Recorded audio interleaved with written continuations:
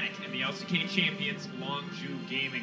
I'm Daniel Dracos, joined by Chris Pappas, Smithy Smith, and Martin DeFicio. Longo, welcome, gentlemen. It's a pleasure to cast alongside you. It's fun to be here. Another day of League of Legends. The Korean teams get going now, and it's going to be a really interesting couple of games.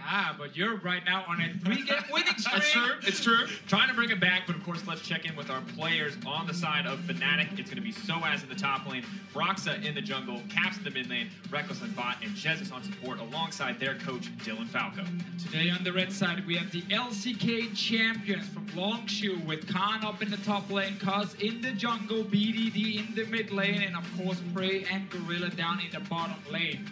And I really want to talk about Reckless in that little intro clip saying, you know what, if I can play against Prey, if I can beat Prey, I can actually prove I am one of the best AD carries. And it's quite a challenge for him, and obviously you have to remember there are two members in that lane. You also got to take down Gorilla at the same time. And it's fun because it's called back to what? Worlds 2 years ago, 2015, of course. We saw Reckless face Prey and Gorilla. Different org then, it was the Rocks Tigers. Could not win a game on the day. We rated Prey the second best player coming into Worlds. And Reckless, we'll see how we have to check in with him because, of course, he played so well up until that final decision last time out. So fun to check in. But of course, it's not just about Reckless today. It's about all of Fnatic. We have to consider how much this win can mean for the team because right now they are down and out, already lost their first 2 games. And then, of course, when you highlight the most recent one, Reckless being a large factor and why that game against Immortals ultimately turned against them. Right, that was kind of the tough thing here for Fnatic because Reckless was doing so well for the entire game, and then he makes the one play that ends up losing everything for the team. And the fact that down 0-2, well, it is obviously a very tough situation, especially because they were so close to actually pick up that win against Immortals. Longzhu, on the other hand, I feel like they're just playing super, super well. And of course, they had that very interesting game last time out against the GIGABYTE Marines that degenerated very fast. So if you remember, the first game way back on the first day was a bit shorter. And it was also Immortals doing well in the early game. So fun to check in on them again. And of course, Fnatic learning a little bit from the last couple games. Longzhu's been playing BDD, not going to get a chance to play the Talia, Jarvan, and Kalista, much more standard bans. Yeah, Khan been playing the Jarvan as well up in the top lane, getting removed. So Fnatic are targeting some of the champions we've seen from Longzhu already here at Worlds. First time we're seeing Longzhu on the red side, we should note. They were able to first pick Jarvan both games so far at Worlds. Speaking of both games, Fnatic have had that really high priority on Ryze. I wonder if they would even first pick it, given that it really allows Caps to roam and side lane as the game goes on. Yeah, exactly. That's a big one. But also Galio is open in this draft here. We know Longzhu wants to play that champion as well. And so I've been reading Reddit lately. They're highlighted one of the dog champions he could actually beat Longzhu with. The literal dog champion. The actual dog champion. Instead, though, it's going to be Reckless getting his hands on the Tristana, one of the premier hyper carries, one of the only ones left with Kog'Maw and Xayah taken off the board. Yeah, a lot of AD carries removed. Now, Varus is a fine matchup against this Tristana, or you can also run the Twitch, which we have seen quite a few times. And Prey's not exactly new to this champion, in case he looks at it. You're not new to the Janna, not a common pick these days for him, but in meta's gone past on Najin Shield at Worlds in 2014. He was one of those big Janna players next to someone like Zero. Was on Royal Club at the time, so they will lock it in. I'm intrigued to see what the AD carry choice is. If it's just the normal Varus, this is definitely a cornerstone of the champion pool. In spring season, you either saw Prey on Astro Varus.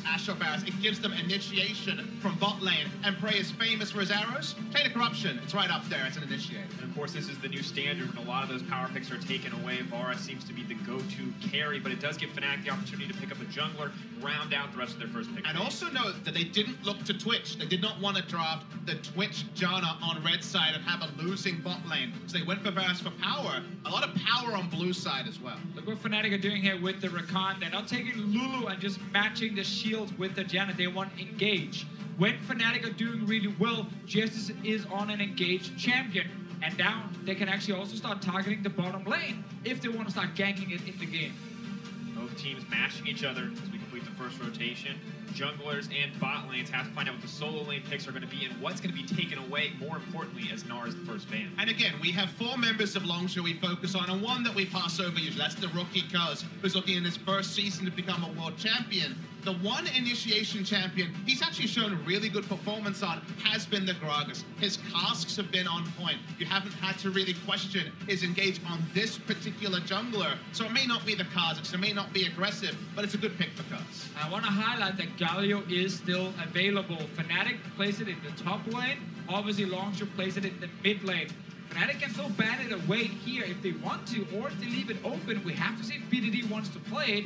Because normally when he gets a champion like Galio, you can go to top lane and you can even assist bottom lane if needed. Galio, Cho'Gath, they're big picks that certainly could be considered first pick on the red side for a blind pick.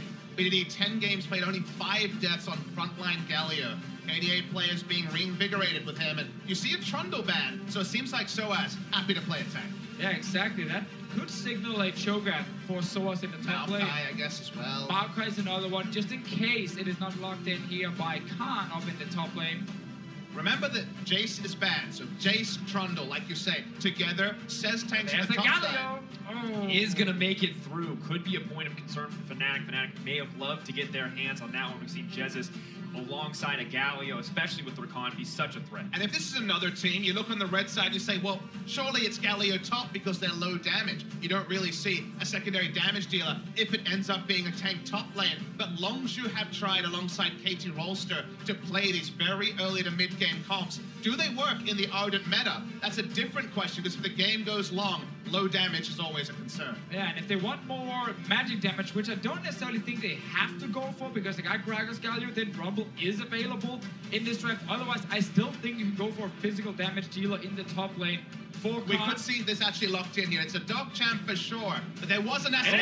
It's locked in. Okay, we see this played once in the LCK promotion tournament by Ever 8 winners. They ran Nasus into Maokai. You can free farm in the lane. There's the potential for turret dives, and it was this exact setup. Galio mid lane and Nasus top lane. Soaz felt so safe in blind picking a tank because they banned the Jace, they banned the Trundle, even removed the Jarvan, and then a Nasus shows up, that's his champion. Oh, God, the literal dog champ against Soaz. He's fighting his own demons right in front of us. You could argue he brought this on himself. He talked about it, he called it out, and Khan has obliged. Seeing this pick at Worlds is so exciting. Another unique pick, another unique champion for Worlds 2017. And I feel like Longzhu obliging us. After the Gigabyte Marines wanted to play a standard game, they're saying, hey, we'll be the ones that are going to mix it up a little bit. But now we have such a unique composition assembled on the side of Longzhu.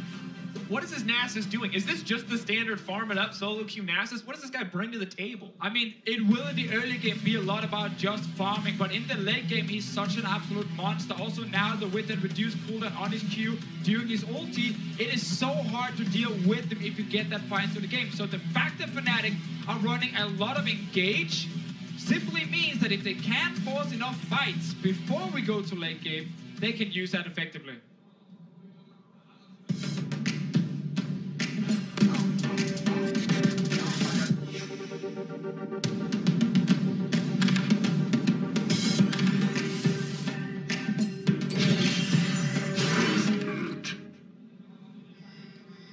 Here we are, Fnatic versus Longzhu, the Nasus pick, mixing everything up. An exciting moment here for the team. Of course, if you haven't already, folks, there is now a chance you can head over to the store. If you want to participate in Worlds 2017, check out the Championship Ash skin. 25% of the proceeds from Championship Ash and Ward skins are being added to the prize pool, with another 25% being donated to charity. And of course, there's the Chroma as well. We've only seen it once. I thought maybe Prey would play the Ash this game, but instead he's on the Varus, and we're seeing already some attention on the top side. Talked a lot about Khan, who is caught up here, but probably not going to be enough damage to take him down.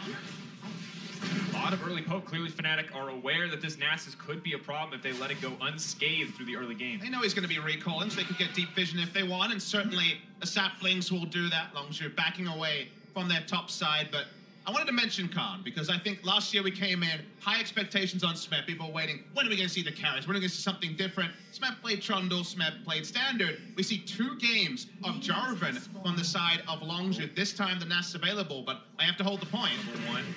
Dark Sphere is going to check. Multiple members there. That's the body slam into 2. The immediate flash out. Caps.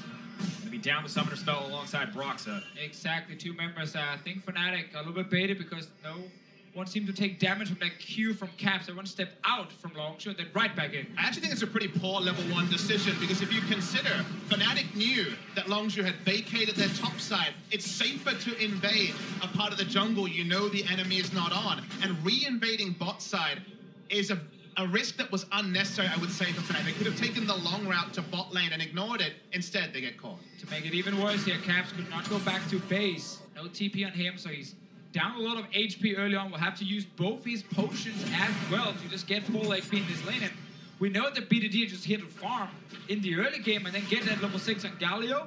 And suddenly, if you want to play this game where you're trying to shut down the Nasus, Galio can join in and help. Difficult place as well with both flashes burned. It's going to be so much more difficult. Caps and Brox are so frequently the members we talk about on the side of Fnatic. Now both flashless, both significantly less able to be proactive here in the early game. Forever 8 winners, when they did play Nasus Galio versus Maokai, stacked the CDR, it was Trinity Force early, just a more of the carry build you see in solo queue, and turret dives were real. Galio is insurance on the top and on the bot, which is big for Longzhu. But now, of course, one thing we have to highlight is when you look at this matchup, most recently against IMT for Longzhu, their bot lane did suffer. Their bot lane did fall behind, and we have to wonder, is this an avenue for Fnatic to exploit? I mean, we know Fnatic wants to get the bot lane ahead. We saw when Fnatic played against Immortals, they hard camped the lane. It worked, as you said just before, in the first day of Worlds, where Gorilla died multiple times in lane. The same thing probably needs to happen for Fnatic to succeed early on. You don't want to try and feed your own Maokai. You need to get Reckless going on this Tristana. That's why they draft Rakan, to also have some CC setup. But the window is small, because the moment that Galio gets ultimate, the headaches start to grow. Sure, it is not Alistair to repel those early ganks, but Janna can do a bit of peeling, even at level 2. Once Galio gets to level 6, he will also have disengage. So it's not necessarily a hard timer, but to try to recreate with this comp, you need to get going soon. Yeah, and you also kind of want that level 6 on Broxham. Meanwhile, Gorilla and Prey, probably knowing the game plan from Fnatic is play around bot side with the draft, with how Fnatic has played in the past.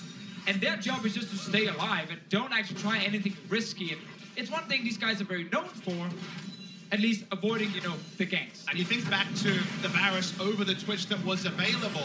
If you draft Varus, he can always do something. If he needs to push, put more points into queue. Hell, E is even decent in that situation as well. He's the much stronger laner. And if you're looking to leave someone on an island, Twitch with Relic Shield, that's risky. A Varus, he's certainly someone that can make the best, even if the game is not going to be about bot side early for Longzhu Gaming. Terrifying Chambers to try to dive out, try to pressure, especially once he hits that level 6 mark as well. So just continuing to build on to that point we made earlier about this being a very small window for Fnatic to exploit. If they want to find this lead in the early game, it has to be quite early. But for now, they may have the vision on the bottom side, but not a whole lot else.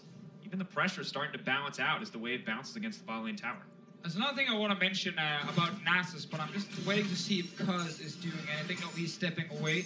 There was a buff that happened to Nasus quite some patches ago where his E also started reducing 15% armor when he used it on target. And if you look at Longzhu's composition, the majority of the damage is going to be physical coming in, obviously because of Nasus himself being able to smack around with the Q. And reducing that armor here on some of these big tanks on Fnatic is actually very effective and very important in the late game. Yeah, the Spiritfire used to be flat armor and MR. Now it being percentage means it scales into the late game. And we wondered who the second threat would be, expecting Galio mid. The Nasus infinite scaling certainly does fit the bill, even though his hideability is always going to be something to keep a track of. It's just a little nerve-wracking. So often we see teams put themselves in a position where they're playing against a clock. We might get the first gank in that bot lane here. Praying Gorilla are pushed pretty far up, but playing it safe right there, reading the situation correctly. The 2 question mark pings around the bot side was enough early information, I assume, from BDD to see him pass through mid lane to stave off that particular start. Prox is spotted. BDD knows what's up. He's going to back right out. Taking it forward here. Moving on as Broxa goes back to the top side of the map. He is going to walk face first into Cuz, because already getting what he wants out of the exchange. Watching Soaz come down. Nasus so far just free farm. First item purchase already. 10% CDR on the Sheens. He's happy there. Soaz. Level 4. Not exactly where we wanted to be. Luckily for him, it is just the Maokai. All the burst damage used up. Soaz not looking to commit the ultimate. Knows it might be more important for this laning phase. A lot of things to consider here. But Cat Champ versus Dog Champ, top side of the lane. Not the most exciting matchup. Once again, waiting for the infinite scaling. And this is the thing that scares me. If you're playing against Longzhu and their game plan is to sit here and wait, all of the pressure is on Fnatic to do something, because eventually, as you mentioned earlier, Nasus is going to be unstoppable. But even that phrase you utter is surreal to someone who cast the LCK, because Longzhu were on the faster ebb of gameplay. They were not SKT, they were not Sampler, they did not focus on the outscale. They focused on their early to mid-game shot calling, their understanding of win conditions, which largely were precipitated around getting big leads. And usually you see the first 4 champions, not including the Nasus, and you think that's what this draft is about. They flip it on its head. They're playing a different type of meta at Worlds, but they are going to be comfortable as the game goes on. Kana already sitting on about 100 stacks in the early game. He's not really been under any pressure. We'll just keep farming up in that top lane. Now, though, as we move a little bit further into the game, level 7 for Caps, he doesn't have pressure here. Not a whole lot of kill threat onto the Galio without some help. Maybe he can find the opportunity to roam. However, Flash is now back up. Much easier for him to play out the rest of this laning phase.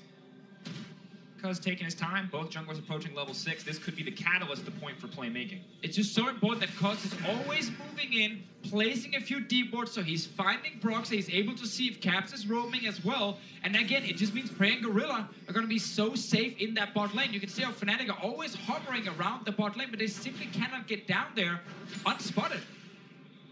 That means extra time. That means Nasus getting access to minions. He is ahead in CS compared to the Maokai. So only good things for Longzhu. The pace of the game is slowed. We already see a couple of early trades onto Soa. It's not going to be a Galio coming in this time, but soon that game plan may be enacted. And of course, Sheen, a nice early item purchase, lifesteal from Nasus as well. Means it's pretty easy for him to sustain up in this lane. May not have the kill threat, but Cousin Prey could. That's the level 6. Chain's not going to connect. Rare misstep from Prey on that one. Warning shot.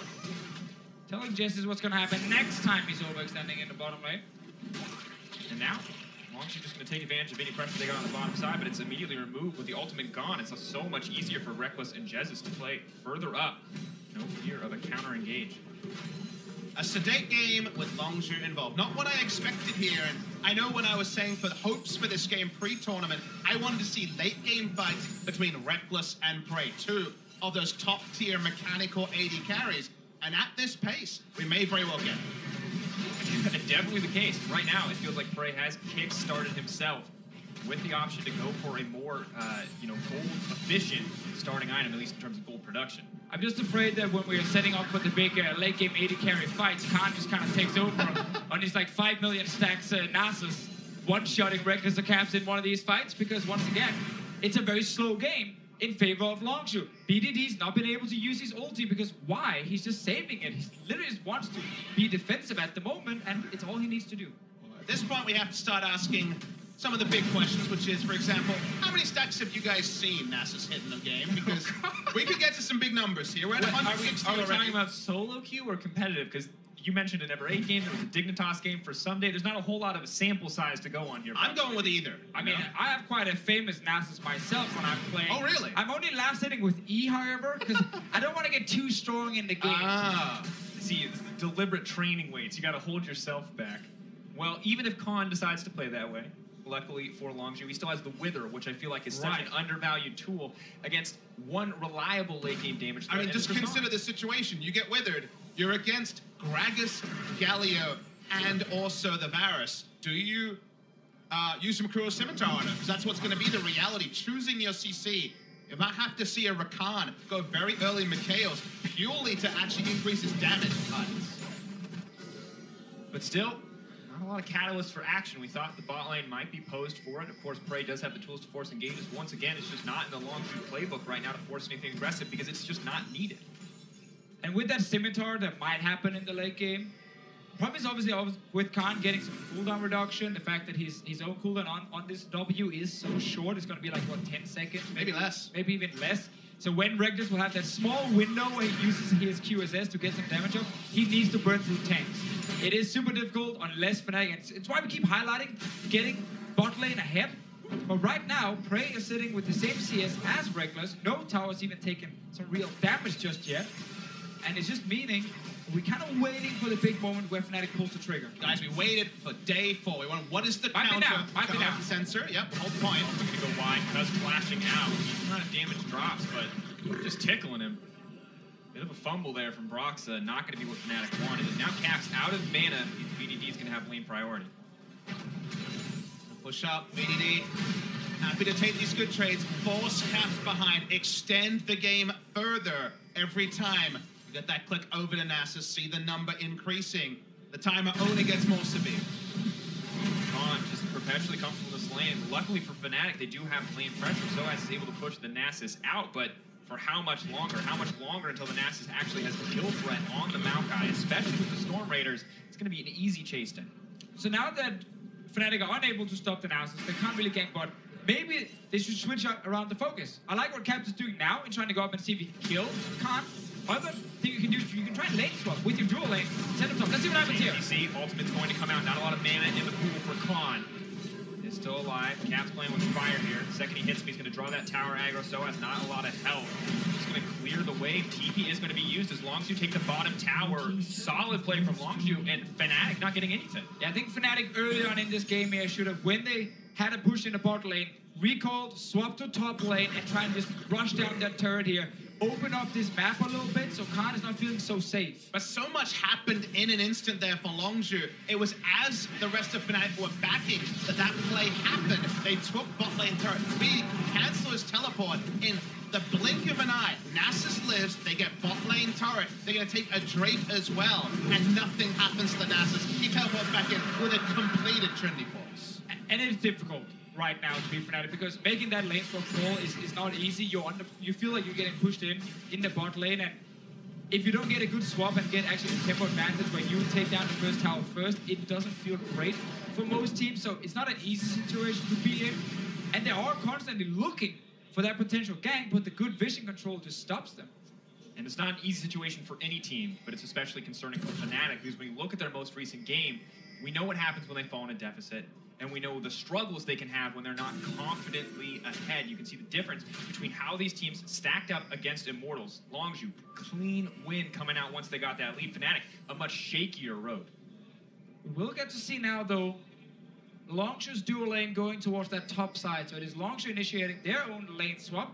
Khan is going to get removed from the 1v1, at least for a moment. His Trinity Force is completed. Fnatic want to find a way to try and get down a tower. I mean, at this point, putting Varus and Janna in a short lane, just like they have been the entire game in bot, is absolutely fine. You cannot slow down Nasus. That ship has already sailed 137 CS at 14 minutes, basically at pace with everyone else. So might as well start setting up the Varus to hit his mid-game spike. The on-hit build with the Sensor and the Rage Blade certainly more than underway, but Soaz is here looking for a lane game. Yeah, the little trap he's setting up. Brox is going to get spotted in the river going towards topside, so Longzhu will be aware that something is happening up here. Once again, Broxa notice on the ward. There's another one coming up here. Important to keep your eyes on Galio as well. For now, BDD is locked in the mid lane, clearing out the wave. It's not a long walk, though. This could be the setup Fnatic need, but it's a small window. They need to take advantage of it. A little bit more as the tornado comes out.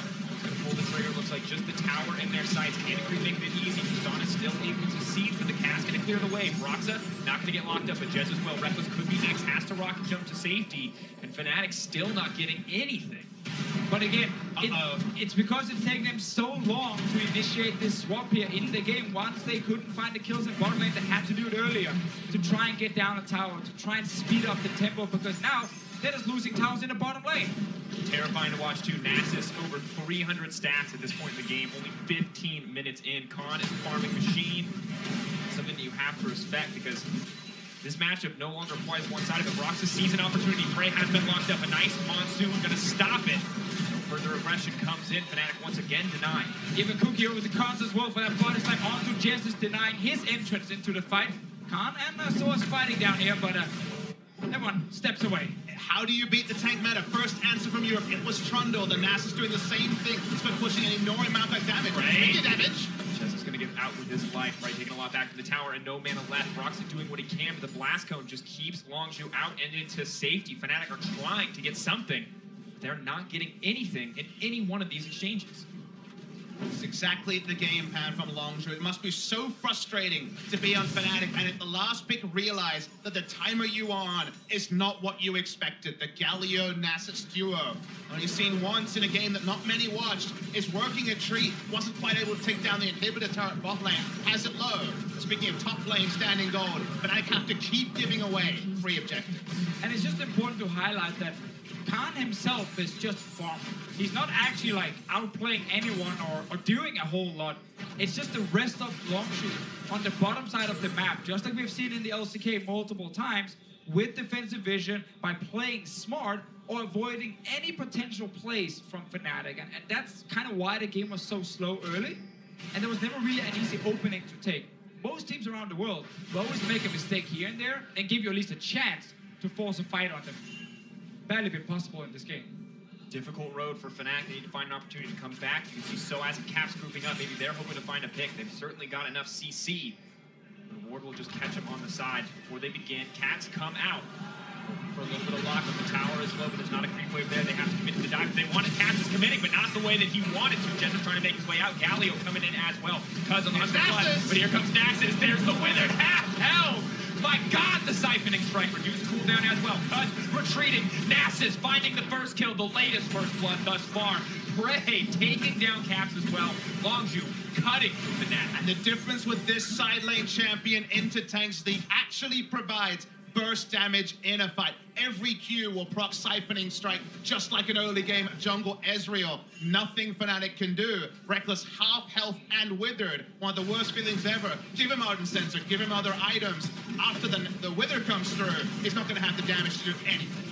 Such a good counter pick in this game here from Longzhu's side. They saw this draft from Fnatic, they saw the different tanks, they saw the Tristana who's so focused on her auto-attacking, and then they have this Nasus ready, who we know in the late game is just even better than in the past. And we have to remember, we're introducing Khan to a lot of the viewers at home. This is the guy who wanted a counter pick to the Renekton that was dominating the early game and the early part of summer season. He locked in Mordekaiser straight up and took him into lane. This guy always has the mad scientist view of what takes down. He always wants lane priority. He's had no issues in the side lane. We get to see him in a fight. Very nice chain of corruption and also cast from Cuz. Yeah, exactly. This Ryger performance from Cuz here is very, very good to just once again make it hard for Fnatic to start the fights.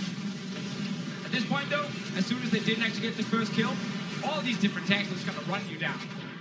And Rekkles talked so much about his matchup versus Prey. What it would mean for him to be Prey. But he doesn't get to fight Prey. He has to fight Khan, and Khan beats 80 carries. This is so solid for the Nasus. He beats some other tanks too. Oh, that's gotta hurt for Soaz. Another kill drop for the Nasus, but a fight is breaking out in the mid lane. Longzhu stalling out Fnatic once again. Right now we are 430 stacks for Khan on this Nasus, so not even 20 minutes into the game, and we're plus 400. And just be clear, he can't enter lane. I mean, he I say Soaz cannot enter lane against the Maokai. Permanent wither. The CDR is mostly getting up there, at least 20% from the Trinity Force. Takes him down. Percentage shred on the siphoning strike. Bio's everywhere on the map, and they also still have that Galio hold up. They haven't needed to use it much. Backing off, Caps getting caught out. Even the tanks are going to have enough damage to take down the Syndra. Wins the war. Ticking. Prey actually going to grab that one. Longzhu are just playing with their food. 7K gold lead, 20 minutes into the game. Nothing for Fnatic on the verge of getting perfect game. And that's the really worrying thing to say. 3-0 to a perfect game, Soaz is already dead. Chain of Corruption landing for Prey. He may have missed one, but as every other one has connected thus far. We can see the 1v1 replay in the picture-in-picture. Important to remember how we got here, because that is a Rift Herald in the middle of Fnatic's base at 20 minutes. Khan can cut through these towers in an instant. Fnatic are out of options. They got one last chance, one opportunity to try to seize a fight, but there is nothing in their wheelhouse. There is nothing in the toolkit. All they see is Nasus in front of them. This game is the story of Khan farming it up and bringing it home. And we get to see a dancing Rift Herald in professional play. It only dances if it takes down the Nexus, and bringing in the Nasus was the masterstroke, because the game was played around, and all Fnatic could do is watch Longzhu in awe. We talked about how good Longzhu were, how dominant they could be. The shortest game of Worlds thus far, the dancing Rift Herald, encapsulating everything that was this game, because to me it felt like Fnatic didn't even get to play League of Legends. Longzhu were just one step ahead at every turn. Exactly, like they tried to draft the Rakan to have some sort of engage in the bottom lane, but Cuz always went in deep towards the enemy jungle. Prey and Gorilla played safe, and Meanwhile, Khan was just farming in the top lane. And the Nasus mains out there are nodding their head at picks and bans, because guess what? The Janna was taken early, very early, by Longzhu, have not prioritized it, and Janna shuts down Nasus in every single way. Melee damage champions cannot teamfight against a Janna. There was no Janna for them to claim. And also the Galio pick, it wasn't banned away by Fnatic. A big surprise to me, at least, they didn't remove it, because once again, it's a champion that prevents you from going aggressive in side lanes, because you can always join with the ulti. And there were too many factors for Fnatic to kind of get past. That simply meant they couldn't actually play so aggressive as they wanted to. And also note, BDD did not die. Another week, another deathless performance for BDD. Jack was finally wrong in his prediction. There we go. We tried. Something came true. BDD. Got him. I think it just has to be so frustrating if you're on the side of Fnatic to come in to lose this hard in the early weeks when a lot of people expected you to come up big to a certain degree. And now you go into your matchup against Longzhu. You know it's a challenge. You play against a Galio in the mid lane. Frustrating. You play against a Varus on the bottom side who just avoids the all-ins.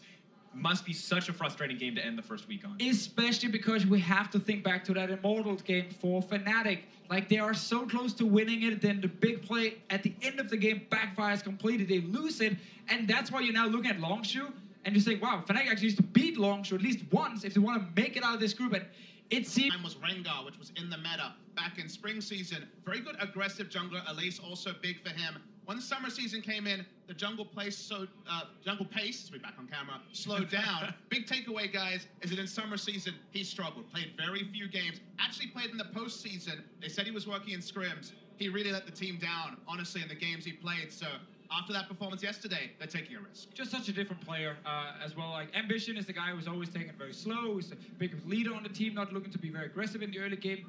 Different style of Haru. We will see probably more fights early on, trying to match Crash if he's actually going aggressive. I still think this is mainly just to get on the stage, you know, play your first game in case they want to use him later, because Ambition should still be the better pick for them, but you might as well just utilize your sub. Now we have to wonder what exactly he's going to pick up here, what Haru wants to go with. Once again, Talia becoming a premier ban across the board. Let's take a sec to talk about Haru and what kind of champion he's going to look to bring out. And just to clear it up, he did play one game of Rengar in summer. It didn't go fantastic. They got a win on it, I believe it was against lower opposition. He will play the meta. But you see Jarvan, that was his big pick. Played it in the 2 games he played in the postseason. Both were losses, and in typical Haru fashion, both were actually warrior Jarvan. So if he can, he will try to go aggressive. If they wanted a more defensive jungler, they would play Ambition. Well, for now, Jarvan is still available. No longer available after Fenerbahçe banned it away. Looking at the other picks, like Janna Lulu still up here. First pick wise as well, we've seen Zaya come in if Rakan is available. Well, Rakan just got banned, so I'm glad the teams are just joining in after I said. Your predictions are coming in there, Defisher. Still predicting them, but my prediction for Samsung is a change in ideology. Haru is the first indication, but they played defensive. They watched as RNG stole their lunch, stole their dinner, stole their clothes, it felt like, off the bat, and basically took them down. So they really need to change their style, because they're going to want to end the week 2-1. And of course, with 2 hyper-powerful supports in the meta, Lulu and Janna available, 1907 Fenerbahçe opted to take the Sejuani first, knowing that they'll get whatever is remaining, but that means Samsung Galaxy are poised to take quite a powerful bot lane with the Lulu already locked in.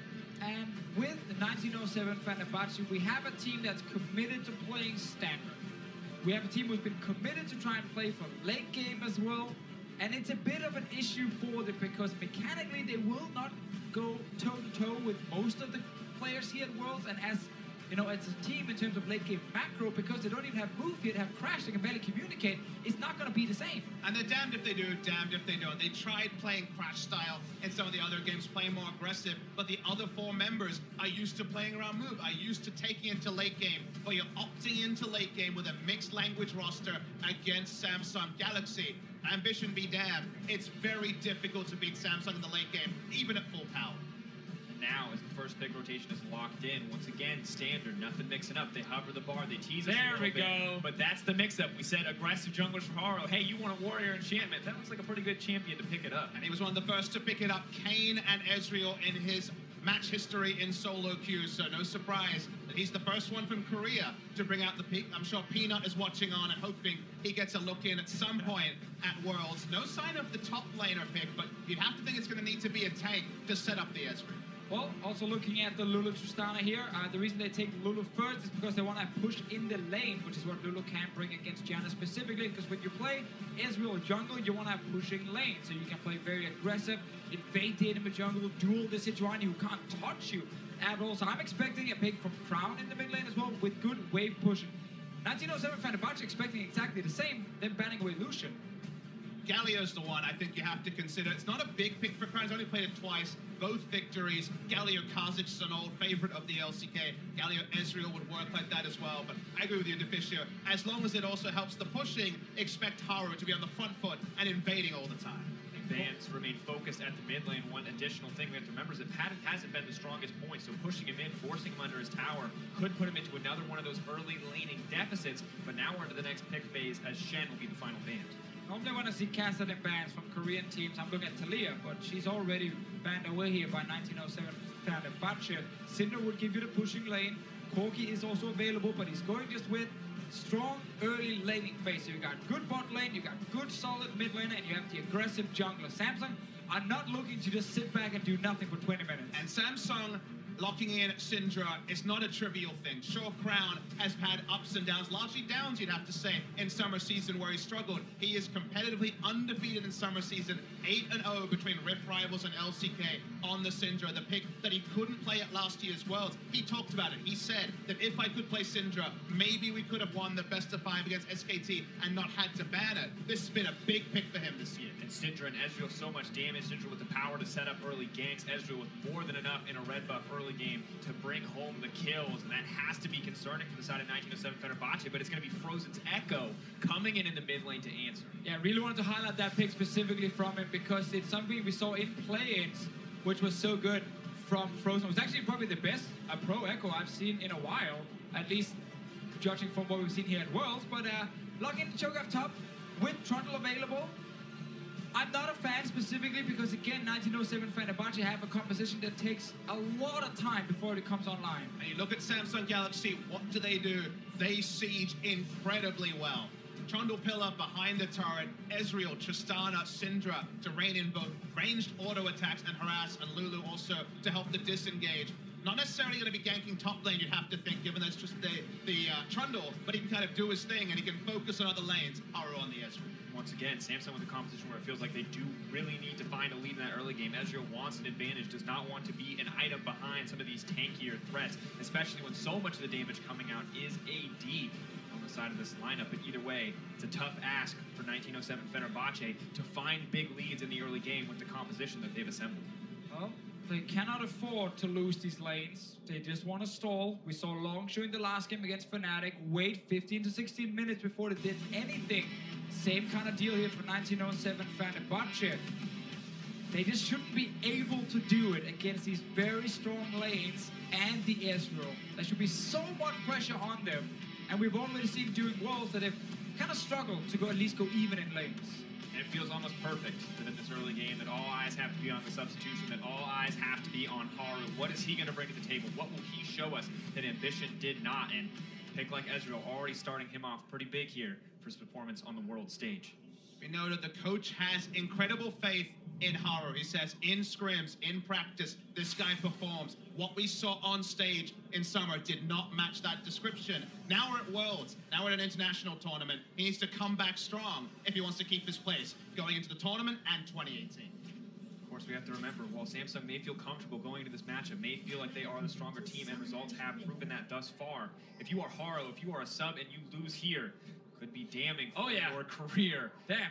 And we can see the reason why he hasn't seen as much playtime in the LCK. And it's honestly about what it means for the rest of the map. It's what Ambition brings in terms of shot calling and predictably. Interview with Cuvée said, okay, you ran Haru, what's the difference between Haru and Ambition in summer? And they basically said that when Ambition plays, everyone thinks about the game more frequently. There's more updates in the chat. They're more aware of their limitations, and Ambition naturally plays defensive and plays coverage. Haru in spring season was a revelation. It did actually make them very aggressive, but you can see the flow-on effect is 1,000 gold difference when Haru plays, and it's not to the positive. And I think for me, just the big thing when you watch Samsung with Haru is just they gamble a lot more. Like, they're okay going for really risky plays, especially around him specifically, and when you look at Samsung with ambition, it's very low risk. They're always going for. So I really want to see if they're going to be in the face of Fenerbahçe, if they want to take some of these even 50-50s and rely on the mechanical skill of these players here. Will that be the option? Well, for now, it's going to be the enemy red buff where they start. Joining will be spotted out. She starts on the blue on the top side. Haru may just be able to run back and connect. Quick level 2 here. Could just go right into the mid lane. Well, we've seen this play before here where you steal away the enemy red buff as Israel, and then you make sure to go over and cover your own red buff. Might as well take a gank first. Frozen. This is going to be first blood. Red buff takes it down, flashes out. One more auto. Cleaning it up for Crown. Bad communication here from 1907 Fenerbahçe. The dual lane from their team should be able to communicate, okay, guys, there's a chance they're stealing away red. They could be leashing it. Careful in the mid lane, because we know Israel will go from red to red. Obviously, there's a mid lane in between. Might as well take a first blood on the way. And it's a really poor mistake on the world stage to make. They saw how Samsung entered the bot lane. They should have had the information out there. They saw the invade a little bit earlier. Ends up just being a complete freebie. Able to go red to red, so will be a 3 buff as well to compound the misery of 1907 Fenerbahçe. And now no flash from Frozen either. Always the worst feeling. You use your flash to try and escape, and then as an auto attack or whatever flying that actually ends up killing you, Haru can go right back into the mid lane if he wants to after this blue buff. Of course, only 3 jungle CS, but it's all 3 buffs. Haru has to feel pretty comfortable to continue his clear. Gets the blue buff right as he's running out of mana. Going to be easy for him to keep up this breakneck pace if he can find the opportunity. I mean, at this point, it's been single target for the Ezreal. Enemy red, enemy mid laner, red and blue, and onto Gromp. So only single target so far as we see here. Right now, the information doesn't come in. The bot lane sees them enter now. They could have, of course, given some information a little bit earlier, but Frozen is still going for this last hit, pushing the first wave out. Seems really greedy to me, guys, and he pays for it. And at the end of the day, we just have to assume that that's communication breakdown. We know Frozen, if he had the information, would have played back, would have given the Ezreal respect. But we talked about communication issues on this team. Crash coming in as a player, not able to communicate in English, whereas the rest of 1907 Fenerbahçe prided themselves on having one language across the lineup. Well, now down the bot lane, we see it still being fairly even because we're so early. No big advantages going either way, even though we have seen that actually during Worlds a few times where early push means that you take an early CS lead and get a bit of pressure. Not in this game. The unique thing about this game is that Japone is actually not running any gold runes on Janna, which has been ever present since much earlier in the season. So has actually gone for combat stats respecting Ruler and Core JJ, along with the strong picks they put together. So they do have the Relic Shield for extra income, and of course, the Ancient Coin, but not also the GP10 on a Seals and even Twins. A lot of people can run. Balancing it out with the Relic Shield nicely. Now the bot lane remains relatively even. Azul's pretty strong, poised to crash into Crash himself. It's going to be difficult. Arcane Shift up and available. Is he going to go over the wall? Nope, just a quick ward. Happy to just dominate the jungle. Doesn't need to win out on these small duels. Crash may still give him the opportunity. Very forward positioning there from the Sejuani. It's barely any chance for Howard to steal away at the moment. He's waiting for everything to respawn except for his own Crux up there in the top lane. But as an Israel, you're spending a lot of time taking them down where you're not harassing the enemy jungler. Instead, we gotta fight. Good pillar comes in from Kube, pinches Thaldred in here. Mario has the opportunity. He has to shift forward. Pretty easy for them to pick it up. Another kill for Samsung. And it's just very strange. They see the Israel walk into their jungle, and yet Thaldred is walking down the river, actually giving Kube a chance to just pillar him, and both force the flash and get a kill because of 2 flashes from Samsung. You think about what would happen in a different team where the communication flow is flowing. Very early it would be, okay, Ezreal's in my face, but also Ezreal still has flash up. Ezreal has Storm Raider Surge, is something they should know at this point as well. And Thaldred walks deep, faking a ward, faking that he's going to help out his jungler, and then he's done. And it's a grim path, because at this point there's just nothing you can do, and it's just going to be the rinse and repeat. Haru running it down, has the Storm Raider Surge. It's going to be an easy chase down. Thaldred running for his life. Crash nowhere to be seen. It's the long, slow goodbye as Kube is going to grab that kill. Exactly, 2 flashes blown in the early game by 1907 Fenerbahçe. 2 members dying at the same time, and obviously Haru can just return to the scene of the crime here. Great start for him. Almost too easy. I mean, it's hard to mince your words. Unfortunately, when you compound the decision-making, the communication, it does feel eerily like Jungle Ezreal in solo queue that you and I have all felt, because there seems to be ripe targets everywhere that Ezreal goes. It's his second shot. He adds some long swords. It's all too easy for Samsung Galaxy. And Samsung proving that they are a strong team as they punish very small communication errors, turn into so much more. The game with mid lane, miscommunication from Cho'Gath on the top side, but Frozen Luckily for the team, still has the ultimate, still has a certain degree of safety in this lane, so it's not all over yet. But a 2K gold lead, 6 minutes and 30 seconds into the game is brutal. Break being started as well.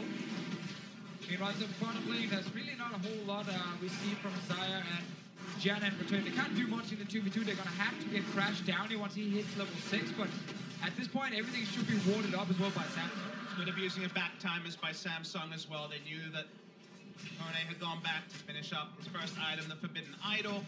Were able to abuse in top lane when the teleport back to lane came through from the Cho'Gath, so they've been smart playing around that. And also just to talk about something that isn't kills in this game, we saw double ward come down from Haru on the blue side jungle. That wasn't necessarily only about stealing away camps. It's Trundle versus Cho'Gath. We know this guy, if he's going to have a free lane, farm up, push in, and if you have 2 wards down, then the Sejuani is going to be very predictable. Going up against Kuve too. Thaldrun, strong veteran leader for the team, clutch when it comes to mid to late game, but the early laning hasn't always been his strongest suit. And in a matchup where Cho'Gath naturally going to get punished, feels like Samsung Galaxy are bringing everything to the table to shut down anything Fenerbahçe and 19-7 Fenerbahçe wants to do. Well, Crash hit level 6 now. That first ulti really needs to give something back here. 1907 Fenerbahçe, they were looking around mid first, but there's Cleanse on Crown to counter, obviously, the Sejuani ulti. Meanwhile, Haru, he knows exactly where Crash is on the map, and he's going top lane. Well, what can Thaldrun do here? He locked out, Frozen Domain comes in, Subjugate as well. Easy kill pickup. Nothing for Thaldrun to hold on to. But Crash is trying to fire back. Nice interrupt on the Ruler. No input buffer that time around. Ultimate is not going to connect on the Ruler. He may just be able to make his way out the heal. Use the barrier. Not available. 1 flash left, but it's for Core JJ. And that means 1907 Fenerbahçe are going to fight back. Nice gank here from Crash, interrupting the jump from Ruler. Should actually not have happened in the first place. Core JJ, though, tried to block at least the Sejuani ult, but not enough. Ruler going down. Heal, barrier, flash. Everything used. Important for Fenerbahçe to get a kill somewhere on the map so they have a lane they can try and play around, because top lane is completely done. And it's sort of mind game there where Ruler misplayed. We've seen so many Tristanas get out of adversity, buffering their rocket jump, that okay, you watch this VOD, and if it does end up being a quick Samsung victory, you feel like if you're going to play Samsung in the future, what can I take away? That's a small window to exploit if Ruler's going to be that greedy. This was about as simple as can be, elegant there. You see the bot lane, Ruler could have played this very differently and ended up losing the maximum with his life. Like the little block there from Core JJ, but it's not enough, and obviously Ruler will end up dying at the very end. Just that one moment, not quite patient enough on the Tristana jump, have the opportunity to get out of so much. But Ruler, I mean, you can his hand. You can also use your ult to just shoot away Sejuani instantly when she jumps in. Obviously, there's a chance you can try and flash towards you, but I guess you have to auto-attack first to deal with the passive that comes through, so it's always a little bit difficult, but he had a lot of options, had everything available, so I feel like Ruler could definitely have played that well. Will it be the tipping point in this game? Probably not, but still a feel-good moment for Fenerbahçe in a game where they've had nothing so far. Patton throwing up the flare, throwing out a little bit of the challenge, definitely biting the back end of a trade there, though, so maybe not quite good.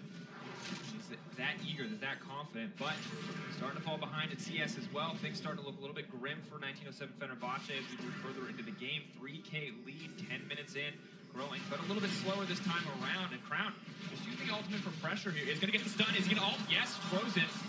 Might just be able to make it out. Crown still playing with fire here, but Haru is on the way. They're looking to take down this tower, or at least get the safe back for Crown. Frozen was hoping that Crown was actually standing on the little clone right there, but Crown obviously just stepped to the side. No damage dealt to him. Meanwhile, Haru continues his little mission here on trying to shut down Crash. Now, even in terms of experience, but there's 2 kills and 2 assists on the Espor at the moment. Rough game for Crash here. Cannot comfortably enter the jungle. The passive at least gives him enough tank stats to survive the initial shots coming in from the Ezreal, but even just contesting this ward feels so difficult for the Sejuani. No armor yet. Minimum you can do at this point in the game, though, is stop Samsung getting deep wards on top and bot side. So far, they have the control ward at the enemy blue. They have certainly complete control over that side of the jungle. But now, all Crash can really hope to do, given that his lanes don't really have the power to repeat gank right now, is contest the vision as much as possible on bot side and just hit and hope that the game is dragged out and the early game becomes irrelevant. Yeah, and when you're in this situation, even in solo queue as well, and your top lane is this far behind you, most likely just have to completely abandon that lane and just say, you know what, we got to all in on the other side of the map. You know, have even the TP coming in from the Cho'Gath, try and make a play on this bottom side and see if you can get a tower, because at this point you got to be desperate. You got to make something crazy to get back in the game, otherwise you're just slowly going to lose it. Samsung, as you guys can see, are trying in the bot lane, but might be an opening here. No wards behind Samsung, though, they can actually use to TP on from 1907 Fenerbahçe. Frozen and Falgrim both sitting ready with the summon spell, but they need a deep ward in the brush here where Core JJ is just moving around. Core JJ definitely taking a lot of damage in the exchange. May have stopped Samsung Galaxy from pushing any further. For now, though, they're doing what they can to hold on. Feels like all the onus is on Samsung just to keep the pace of this game moving, to snowball this advantage even further. But it's just so grim so early on for 1907 Fenerbahçe, where we're at the point where we're waiting for so long before their carries catch up to the incredibly fast snowball inside of Samsung. And for that catch-up to even happen, Samsung would have to take their foot off the accelerator, something that their comp doesn't agree with, something their vision line is so powerful in denying camps over to the side of Fenerbahçe, and right now, they're basically playing in the face of their opponents at every moment. And Fenerbahçe did just ping near the Rift Hill, so okay, they're saying, we know they're up here, maybe try and stop it. They're sitting in the Echo for now. Actually, Frozen went into mid lane, so never mind. Didn't actually want to go for that one. Trundle must have snuck his way in without being noticed. They go for mid. Trying to collapse on the crown. Not going to connect the stun, but he will get locked up in the end by the Sejuani. Leap forward, the phase dive, bringing him home and snap back in right out of there. Frozen will grab the kill, but at the exchange of the Rift Herald. That old synergy between Frozen and Crash played a lot in the solo queue, and of course they were both around the Longzhu or different times, but certainly knew each other very well. Bot lane here seems hadn't go aggressive. Certainly talked a lot about Samsung's big advantage, but there still is going to be, when everyone's pushing, those gaps in vision, when it's so deep, the shallow vision is what's usually overlooked. And if there's one member you want to get that kill on, it is Echo for Frozen. It is the carry champion I'm looking at in this game specifically, just because I know Frozen is very good at playing Echo in team fights as well, but he needs so much more. Looked like he was going to stop a Rift Hell, but obviously with Espor just jumping over the wall and Trundle just walking his way past the control ward, well, it was just a mid lane gank instead. Calculated. Well, now we're at the point where Samsung, with control of the Rift Herald, can look to start to push open some more objectives. They take down the mid lane tower. Frozen doesn't really have as many open side lanes to go to as he'd like, with so many tier 1s at the verge of death already taken down. Crash does have a repeat gank opportunity. Didn't use his ultimate or flash in that previous kill. It was that mind game with Crown being hoping to flash kill. There's the ult. Locked up, looking for the fall of CC. Ezreal's still alive, but he's taken down from the red buff. Is he going to survive? Lulu is there, getting a heal, but Frozen comes over. Proto belts him down, and Crown now running for his life. The CC comes through. Deep freeze with the Sejuani, and the double drop for Frozen as well.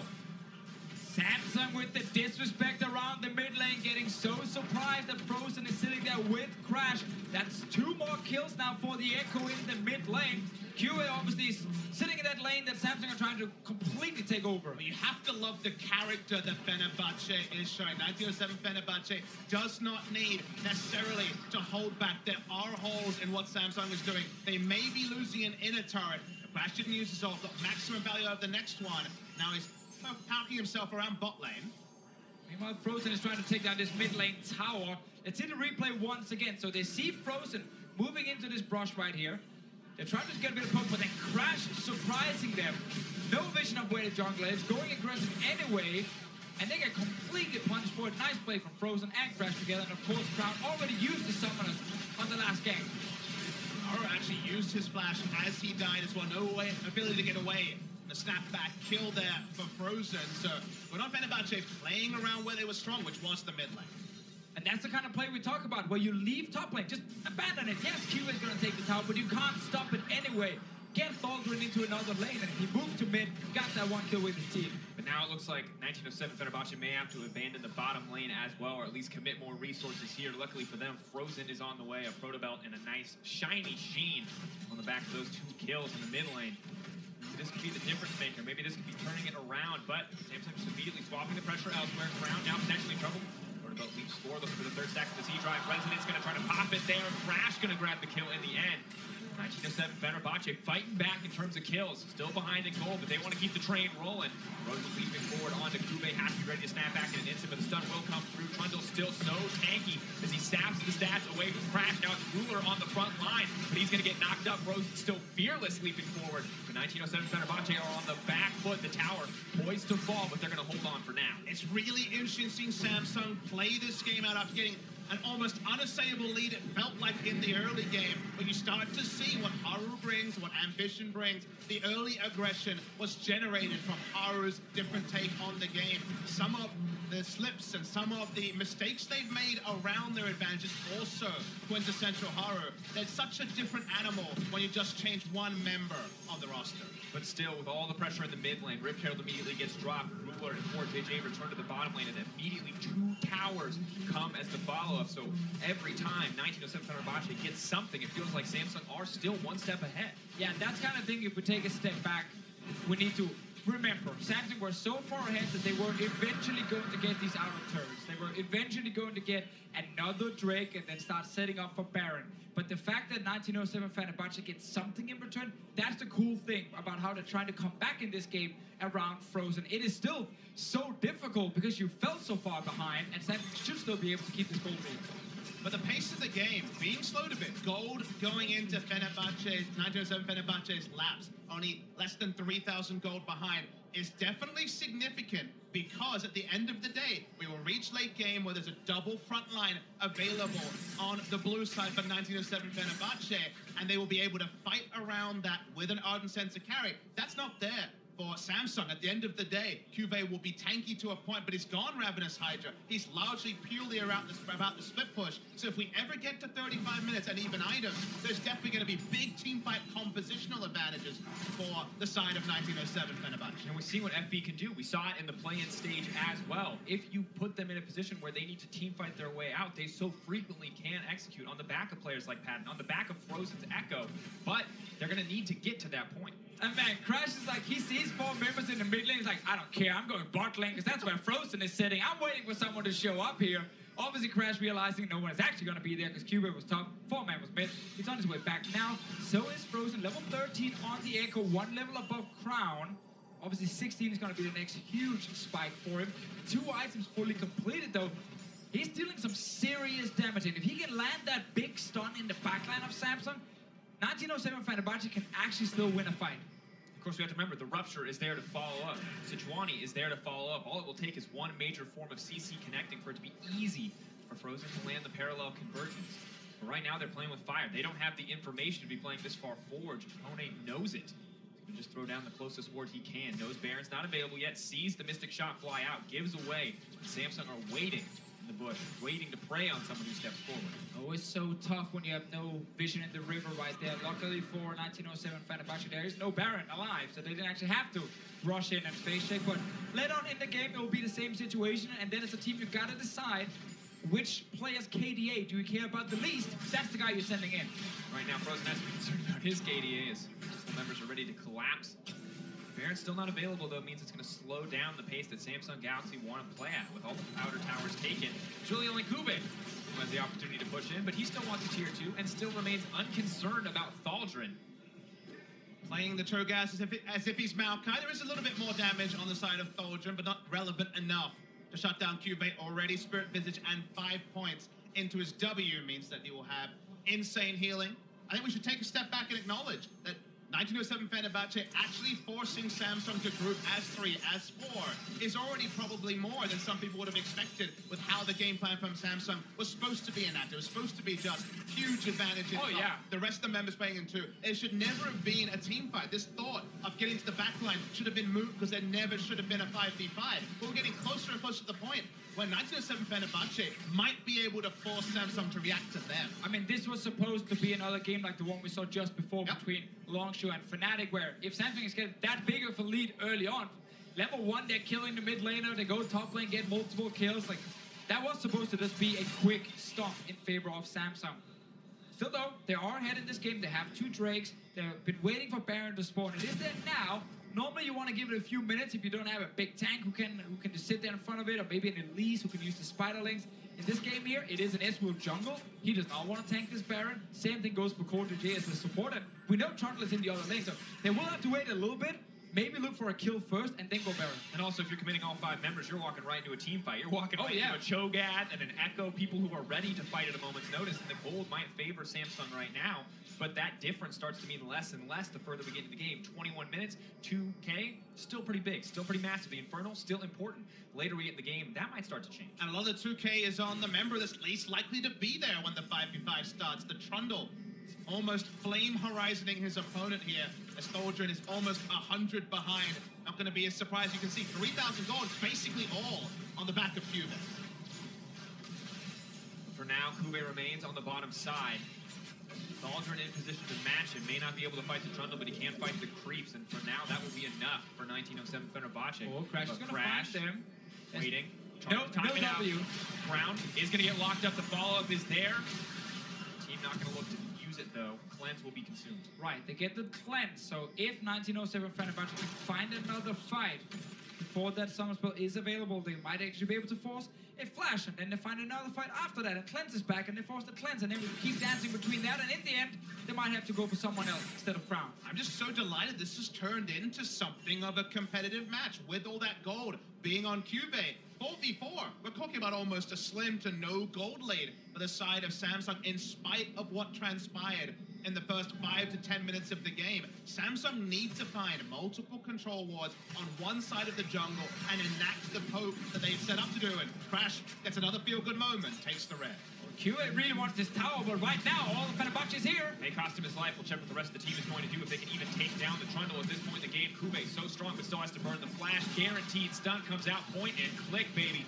Follow-up is there. Silence going to cut through. Kube will drop in the end. Yeah, Samsung not able to just rush a Baron to get something in return because only 3 members on the top side. They end up giving away this kill, but it is Kube trading his life for the tower. Panic stations don't need to be enacted even further to Fishio, because Haru was the one poking around, so they're certainly not going to be rushing Baron when their jungler was bot side. Now's the interesting moment. We saw one turning point Baron for Longzhu against Immortals. They will not try for it. They know they're just so desperately squishy as a 4-man unit. They're hoping someone just walked into the jungle here, but another big thing to highlight is the double teleport on 1907 Fenerbahçe.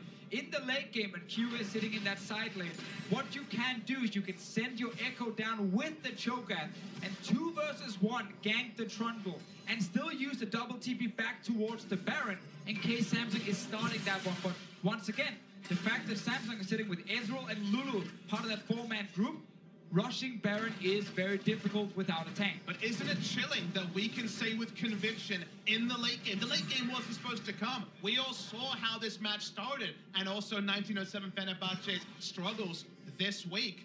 It looked like it was going to be just like the previous series, but that late game is looking more and more realistic. It scares me to see how little vision control Samsung is actually having on this map, despite them being ahead the entire game long.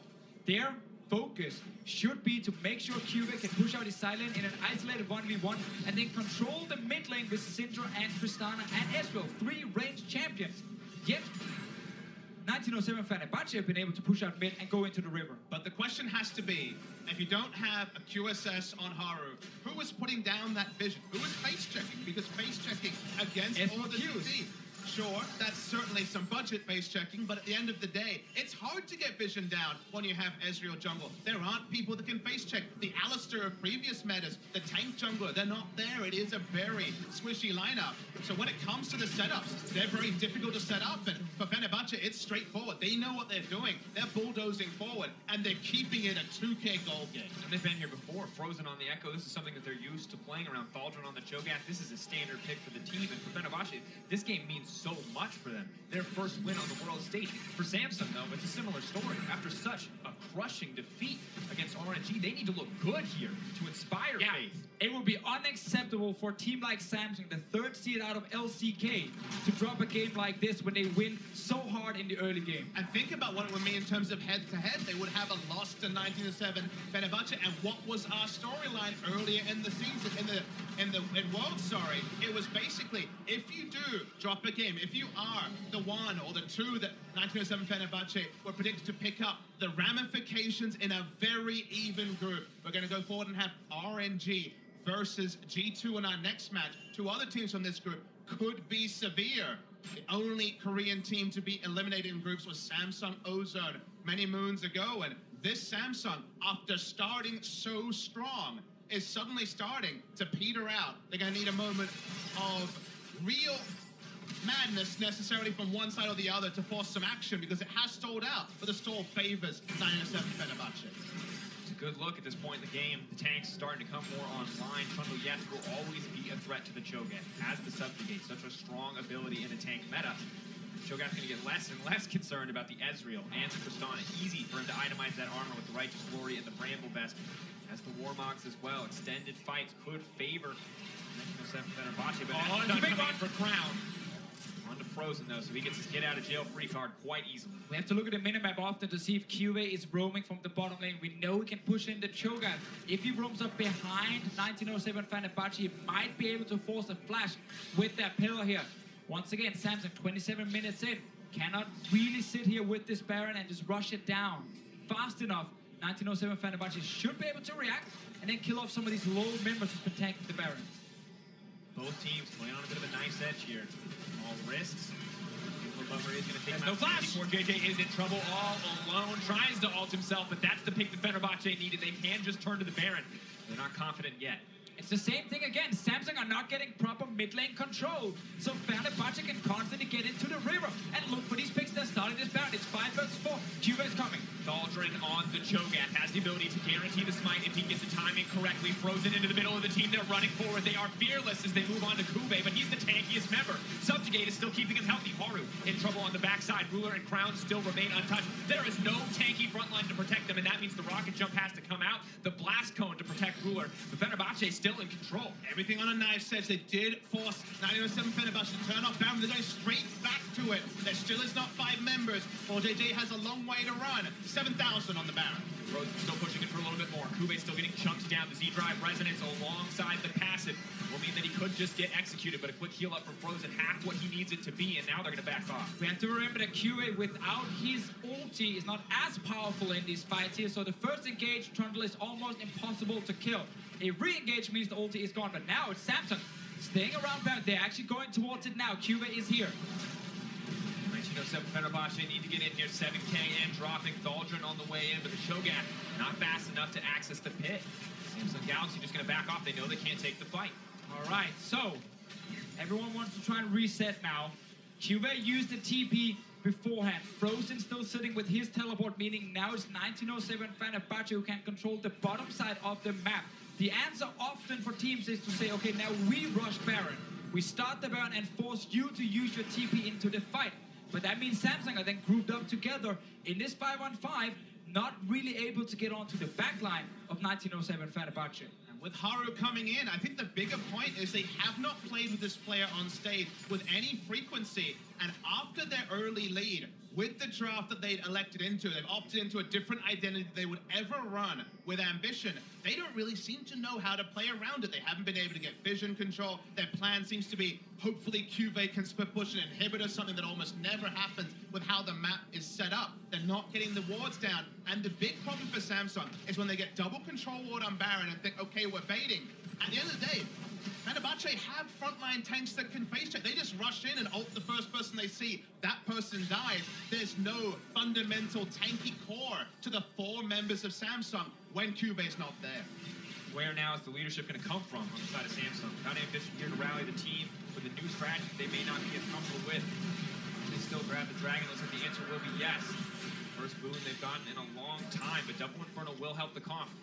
May not have the tanks, but they definitely have the threats that can utilize the AD and AP. So 3 items on Ruler here with the Tristana. 3 items on Crown as well with the Double Inferno. So there's a lot of damage on the side of Samsung, but they gotta burn through the Cho'Gath and the Sejuani, and that's the difficult thing. Mainly when teams have been dealing with this big Cho'Gath pick, it's gems to deal percentage damage against it that can shut him down. Not in this game here from Samsung, except for, obviously, like 1 member, basically. And you just look at the CS numbers, and in every lane apart from top, they are even or looking just fine on the side of 1907 Fenerbahçe. And in the 1 lane where it's comically large, 120 CS is the lead. For Juve, it doesn't matter if Juve's in the side lane and can't get that inhibitor. Oh, no sight on this, the side of Samsung. They're going to have to move into check. It's the vision here from the side of 1907 Fenerbahçe. They will throw the trinket. Isra won't get there. Syndra, can she take this away? No, Cho'Gath going to snipe it out. That means the Baron has dropped, but Kube not happy about this exchange. Monsoon comes out to keep the team healthy. Daldrin now running for his life. Can all 5 members make it out? Kube does not want to let it happen. Haru coming in over the wall, debating, can he afford to shift over? Doesn't look like it's going to happen. 5 members with Baron for Fenerbahçe. 1907 Fenerbahçe have better shot calling than Samsung Galaxy. I never thought I was going to say that during Worlds, but they are showing it right now. They rush into Baron. There is zero vision in that river from Samsung, and they're not in a position to stop it. No ambition, no clue is what we are seeing in this game. What a start. We thought, okay, it's going to be another 20-minute game.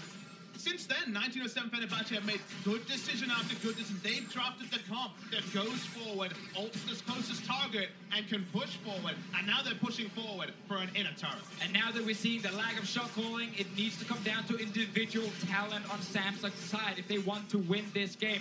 But you see Ruler and Crown completely outplay Fenerbahçe in the big late game moments. But so far, they have not been able to do it. And who do you outplay when you're Syndra against this comp? It never should have gotten to the point where you need to rely on 3-item Syndra taking out 3-item tanks, but it won't happen with the lineups. Even Xayah, the hardest of 80 carries for Syndra to take down. It's not the base broken. It's not the victory for 1907 Fenerbahçe. But whatever happens from here, it is huge credit to a team that did not let a snowballing Korean team run them down. And I want to bring it up again. The CS lead, you looked at 140, almost 150. Does not matter. The gold is even. For the first time in this game, 1907 Fenerbahçe have a lead. The Infernal Drakes are the only thing separating these teams. And they can't even communicate with their jungler.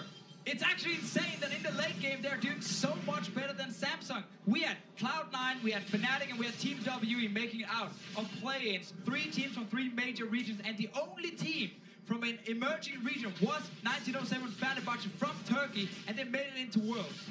And we have to praise them. We have to praise them because normally it is Patton who falls flat in the landing phase. He has stayed even. He has been relevant in this game. Crash has been playing aggressive and willing to make a difference. Frozen has been bringing it home. And Thaldrin, he may not get a glorious role, but he's been surviving where many others could not. And now they're looking to take Kube down, get him a little bit of revenge. Optimistic, he is still 5-item Trundle, but it shows that they are in no way perturbed by how strong the Trundle is. They're going to his lane, they're trying to push in his face, minion wave. Going to be 2 taken down by the True Shot Barrage when the Baron buff is there. Cho'Gath is in the top side, and that's the real win here. Syndra doesn't really want to deal with a super tank. Kube still having to back off here. Pillar comes out, but Sejuani passive, easy to block up most of the damage. Now 4 members on the bottom side as Thaldrin starts to roam down, starts to put pressure in the mid lane. 4-1 coming out. Normally what we expect with the double TP's definitely coming in clutch for 1907 Fenerbahçe. Now just a slow siege. We talked about Samsung being the strong sieging composition. Now they just have to hold on as the Baron buff gives free access to the towers for 1907 Fenerbahçe. See what I can do here. He's stunned up. HTC starts to come in. How much damage can they afford to burn on the Trundle? It does come out. That means Kube is running forward onto Crash. Now a much squishier Sejuani, but both sides backing off. That was the unkillable part here. Trundle's ulti now on cooldown, at least for some seconds at least. It's a fairly low cooldown here in the late game. While the rest of Fenerbahçe is still pushing forward. But right as they have double cannon creep, the Baron falls off. Now Frozen is ulti now. Aggressive, getting snapped back, but Crown with a decent stun means that the team has to back off. Samsung still holding on quite well despite everything stacked against them. Trying to actually pile in to Trundle's lane is not something that 1907 Fenerbahçe have had to do. The moment that you try to start cracking the base turrets, that's where the Trundle can actually be involved with the rest of the team. And if he's the only champion you have access to, he is the only unkillable one. So the previous points around Baron, they can engineer things. Around Elder Dragon, which spawns in less than a minute, they can try and engineer a pick. But if it's a conga line with the Trundle at the front, there's no killing Trundle.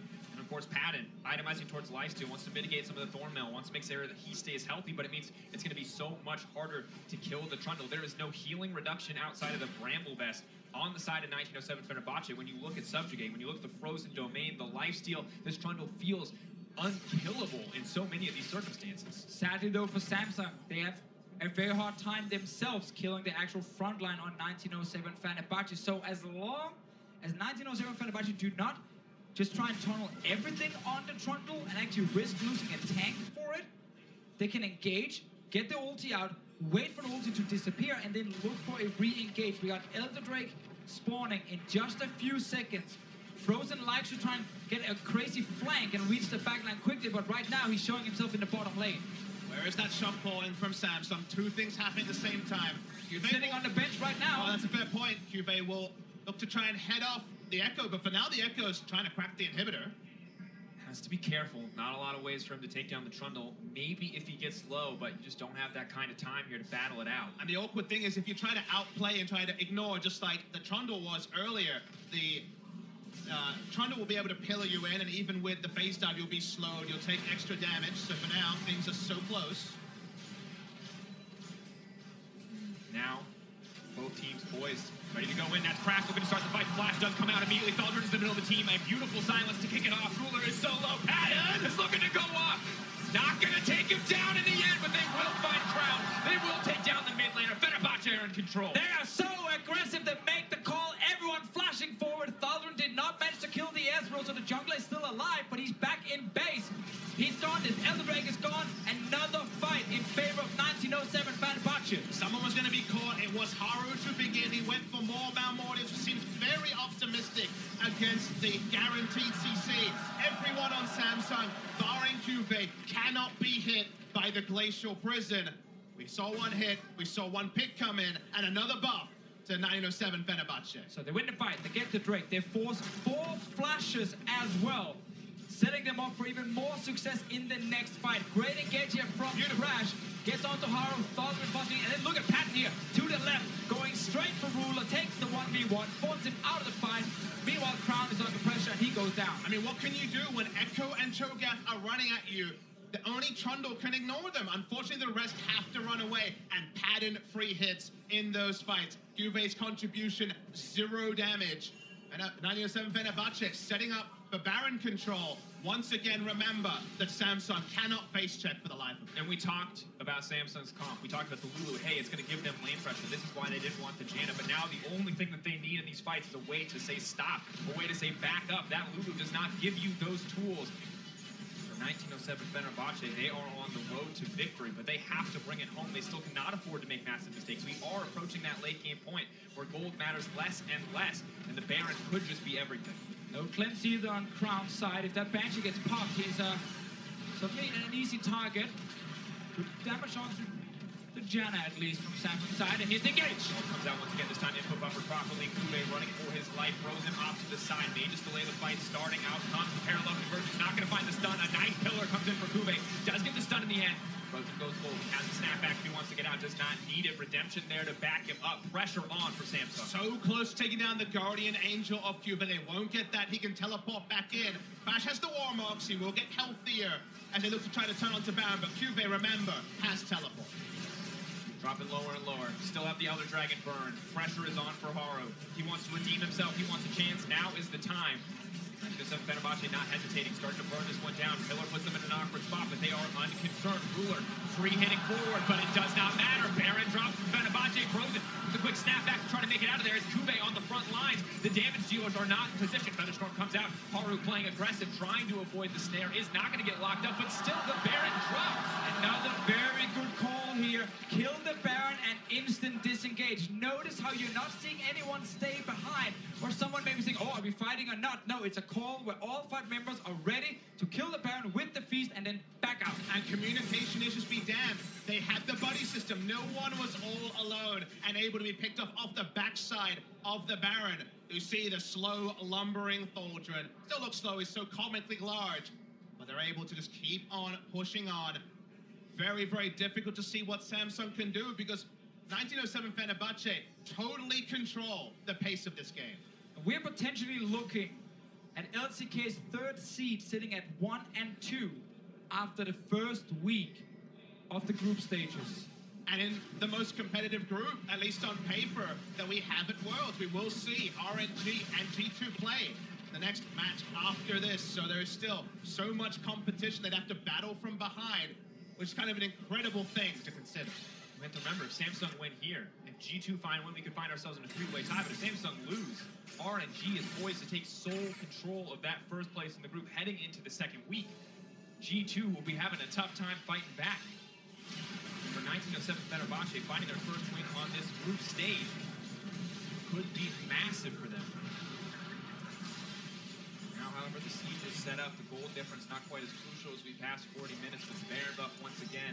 All too important. They have the tanks, they have the engage at the ready. This is where Kube is really going to start to struggle. Is not this traditional tank, does not have the CC, does not have the lockdown. Kube taking the back end of some of these trades, but can't just heal up off the minions. Want the viewers at home to understand that compositionally, an even bigger hole is hold the point. Had it. Locked up, Featherstorm forced out. Nice play by Ruler. Good confidence on the front line. But Samsung's comp is in a bigger hole than EDG's was against SK Telecom. Their comp scales worse than that EDG comp that eventually SKT could take down around this minute mark. So 1907 Fenerbahçe have basically everything working for them. It will take, as you said earlier, Deficio, a significant outplay from one of these revered players on the side of Samsung to wrestle back this game. And it's where you show why you're considered one of the best players in the world if you're on Samsung's side. Crown made his way onto the top 20 list. Kube as well sitting very high on the list. He's done his job on this trundle. Sadly, you cannot 1v9 the entire game. He's the only one who really is kind of at wit's end. He's 145 CS ahead, and yet it doesn't feel like you're getting that value like we saw, for example, Alfari with a different team comp that could actually facilitate Trundle to both split push and team fight with no other follow-up CC, with no real threat to the front line. They're finding it very difficult to make any value from that. And that's why we see Samsung pushed into their base. Now we get that big top lane wave going as well. It was missing before, so Samsung had to only defend 2 lanes. And there is good wave clear with Tristana, Static Shiv, and of course the Syndra. Thaldrin coming with quite a large minion wave up here, gets the Banshees. All the summoners are available on the side of Samsung this time around, so a bit harder to engage onto them, but they're trying. Last Baron power wave, ulti is going to go wide. Fenerbahçe backing off for now. Samsung doing what they can to hold on to the base.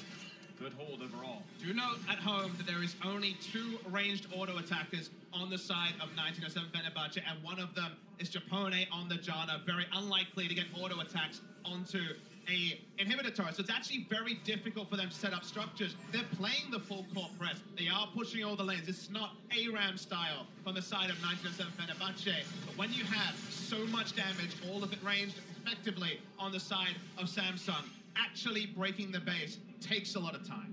And if we look at Samsung comp, we have to look, okay, how can they potentially win a fight? Sure. A lot of what they have with this Ezreal and Lulu is kite back and keep hitting the front line of 1907 Fenerbahçe. Problem for them is whenever they're doing that, there's constantly this Echo like flying around from the side who's trying to land a stun onto you. There's a very aggressive AD carry from Patton as well who's trying to get to the backline because the only front line is the trundle. And he's not big enough or strong enough on his own to just force everyone to respect him and back away. We need to see perfect hiding from Haro, from Corjade, from Crown, and from Ruler, and they need to be able to either kill Frozen or kill one of the tanks first. I mean, it almost feels like Haru's contribution to a fight, or the biggest contribution, is the Essence Flux, the W, to increase the attack speed of Ruler. He has no crit modifiers, he has no Blade of the Ruin King. He's really only just Q-Poke that may register onto the squishier members of 1907 Fenerbahçe, but literally does nothing to Thaldrin and Crash. If anything, hurting him is the Thornmail start to come through. And when it's set up so well for 1907 Fenerbahçe to play front to back, you do not have access to that back line, and you as an Ezreal can't afford to flank when Frozen is sitting there waiting. Lichbane, Protobelt, Deathcap, Void Staff to one-shot you if you give him the chance. Which is why I'm just looking at Ruler specifically. Argent Sensor, full buff here, full item on this Tristana. It's his damage that gotta come through. And then Crash and Thaldrin, one of those two guys need to overextend in the fight. They've been doing a good job of stepping forward, taking damage, and then step back. Wait for Warmox to proc, get the HP again, and then they can actually go for another fight. But if they overextend, Ruler can kill them again. That's an opening for Samsung. We already talked about the communication for 1907 Fenerbahçe. It has been good thus far, but we have to remember, this is a team that normally falls apart in the early game. They thrive in the late game. They have strong leaders in Frozen and Thaldrin, and it is showing up now, but they do have to take it to the next step. They have to break open the base, and it's hard for them to do. That single-ranged auto attacker you already mentioned, but now it looks like Samsung may have found a fight. Still not going to take the risk, not going to push any further. And the surreal thing is, Dracos, this is not an adjustment after a couple of down days to watch VODs and work once again on simple communication. This is all in the thick of it. We're on the 4th match day in a row, and they are able to show pretty demonstrable improvements. They've understood that, okay, playing around Crash and playing aggressively puts behind 4. Crash on a CC bot that was not put far enough behind in the early game means that he can see Hero, initiate on Hero, and if that's not GIGABYTE, he's done his job. We've had a pause in the game now because 1907 Fenerbahçe have been unable to push into the base. We've been waiting for a big objective to spawn. Baron is here now, Elder Break in a minute. Meanwhile, looking at the items, Crown, 46 minutes into the game, is still not sitting on 5 fully completed items. It just shows how far behind he is in this game and how hard he got shut down. 1-4-0, not the scoreline we expected for Frozen versus Crown. Definitely make an impact even after the fumbles in the early game, even after Haru did so much to get Samsung ahead. But we've been here before. Last time was all living it. Fenerbahçe sneaking their way into the fight. Baron. Look at Crown, he's sitting right there behind it, just at the bottom of your screen. Trying to find the flank pattern, could be in trouble. He's going to get stunned up. Do they have enough time before the ult comes out? Does not look like it. Thalter trying to get healed up. Kube pushing forward onto the back line. It's Frozen from the backside. Can he find the stun? He's leaping into 4 JJ. He's been shut down. Samsung are looking for the turn. Ruler is leaping forward. Someone needed to step up, and Samsung have found their opening. Kube flashing forward. The pillar dropping. Ruler looking for that hit. That's another kill for the 80 carry. We talked about Ruler either killing the tank or killing Frozen in case a mistake happened, and it did. Frozen played so well to point. Ruler. Storm comes out, tries to back off, does get the lockdown, but it does not matter. Samsung still in the driver's seat, still in control. They have so much sieging damage. They have so many ranged auto attackers. They want to end the game before Frozen respawn. How cruel would this be after how well 1907 Fenerbahçe has played? One last hold for 1907 Fenerbahçe. The Jan of the bottom lane duo. Can they bring it home? No! The damage! Burned through and taken out just when hope was rising for 1907 Fenerbahçe. Samsung come in and clean up. We have the player cams at the bottom of the screen. A small smile from Haru, the substitute. Everyone else stone-faced. They understand that this performance, this result, goes way against what we witnessed on the Rift here today. So cruel for 1907 Fenerbahçe to be denied their first victory of Worlds. You can see them on your screen. They look distraught. Yeah, that last team fight needs to be rewatched again and again to figure out how did Frozen die instantly. Hourglass was not used. Flash was not used. His ulti was not used. At least from what I can see on my screen. We had this game where Samsung stopped the early game, was supposed to just win in 25 minutes almost, and it became this fantastic comeback from 1907 Fenerbahçe, and then denied it in the very end. And a bittersweet win from Samsung, but a crushing defeat for 1907 Fenerbahçe. They could have joined Albus Noxluna as the only other emerging region team to take down a Korean on the world stage. But they were just so close in the end, and Samsung has to be hurting. And let's consider the very simple mathematical equation. Dumpstered yesterday with Samsung Galaxy. Today, lost for the great majority of the game to 1907 Fenerbahçe. I think the magnifying glass has to be on the support staff, on the coaches. First yesterday, getting obliterated with the defensive style that the Korean teams have been favoring at this tournament. Then bringing in Haru and seeming to really not have had enough work. The oil in the joints was not working here. There were so many mistakes. There was options left open for the enemy team. This was pretty shocking from Samsung Galaxy. Yeah.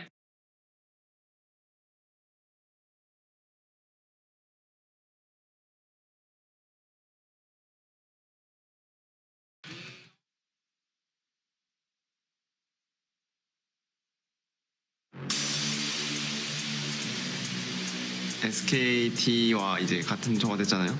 그거를 보고 저는 이제 좀 드디어 한번 만나보는구나 라는 생각도 들었고,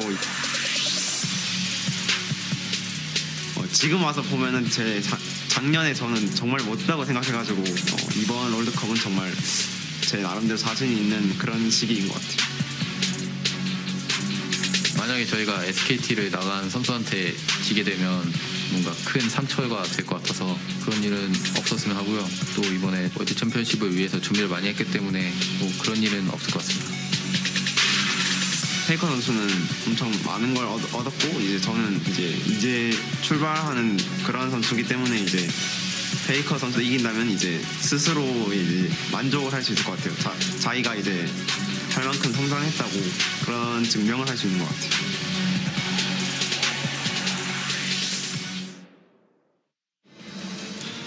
Hello and thank you for joining us for our final game of the day here, where we are going to pit two titans of their regions against one another. The LPL's Edward Gaming versus the LCK's SK Telecom T1. Truly a couple legends in League of Legends history, and we're going to start by running through the lineups. First and foremost, EDG representing the blue side this time around with Mouse in the top. In the draft, one thing G2 figured out is that it's very important for them. It's funny because they have these moments where they forget it and then they kind of learn it again. Across a few weeks, it is mid lane priority is necessary.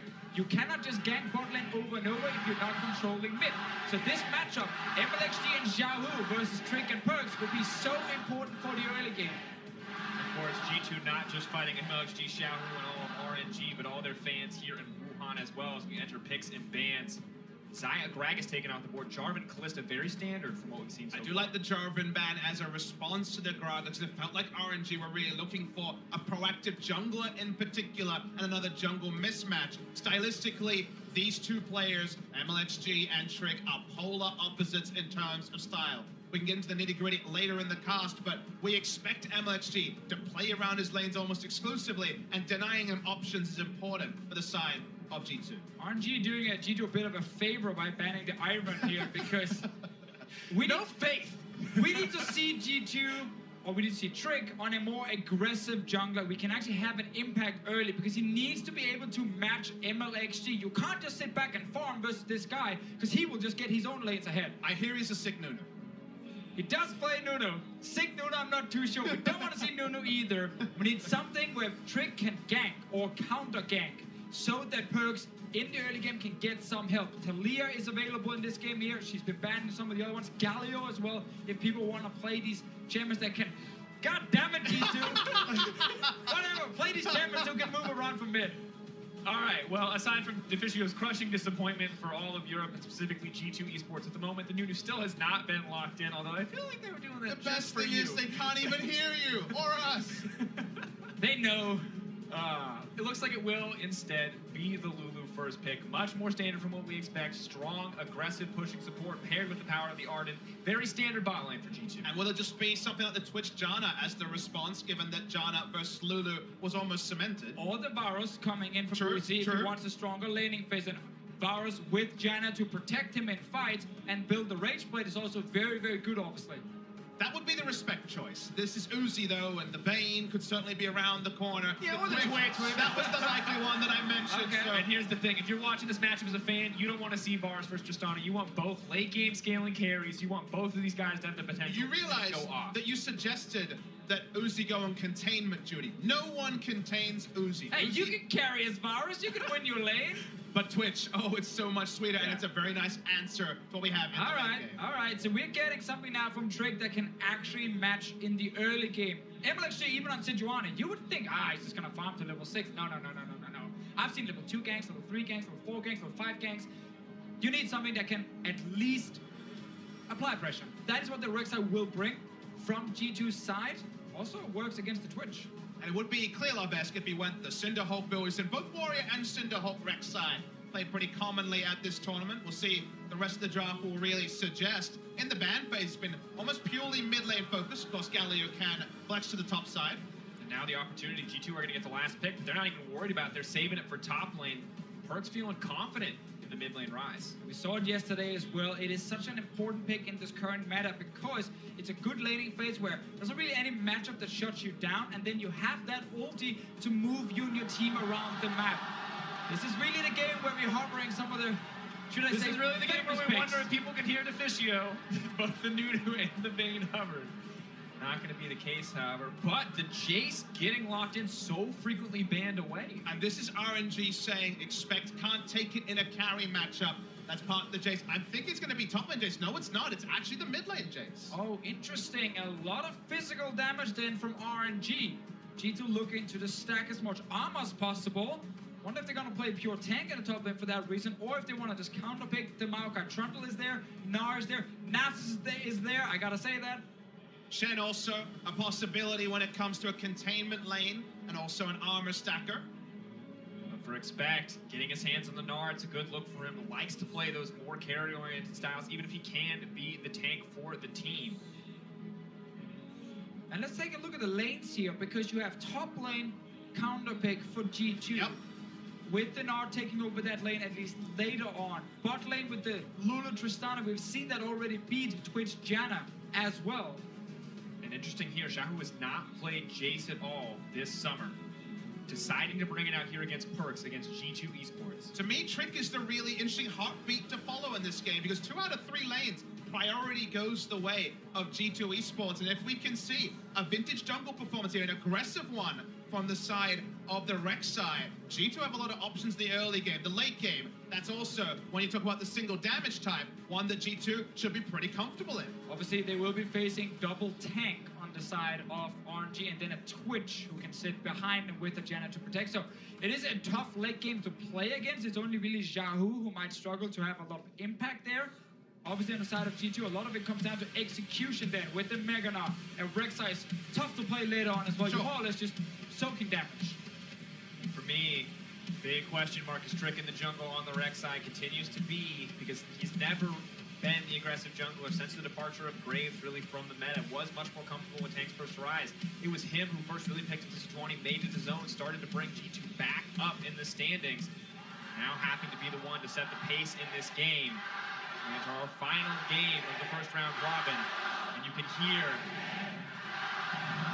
Wuhan fans of the LPL, all of China feels rallied around RNG in this game. 3-0 could be their score if they find the win here. I mean, expectations around RNG are skyrocketing. You look at the players and all of them phenomenally individually talented, but it didn't mean enough for them to win LPL Summer. A lot of these members have been together for a while now. Greatness has not followed in the way you might expect. But until those wheels come off, until we see them lose a game, you can't help but look at RNG like a real contender for more than just this group, but for the world's crown itself. For now, a lot of it is going to come down to the early game. Will they make it to the late game stage? Will the scaling of the comps even matter that much in the end, or will this be blown wide open in the early to mid game? Keystone's a flash, and look at Trick. He is actually running fervor, so he's gone for a very aggressive Keystone choice here.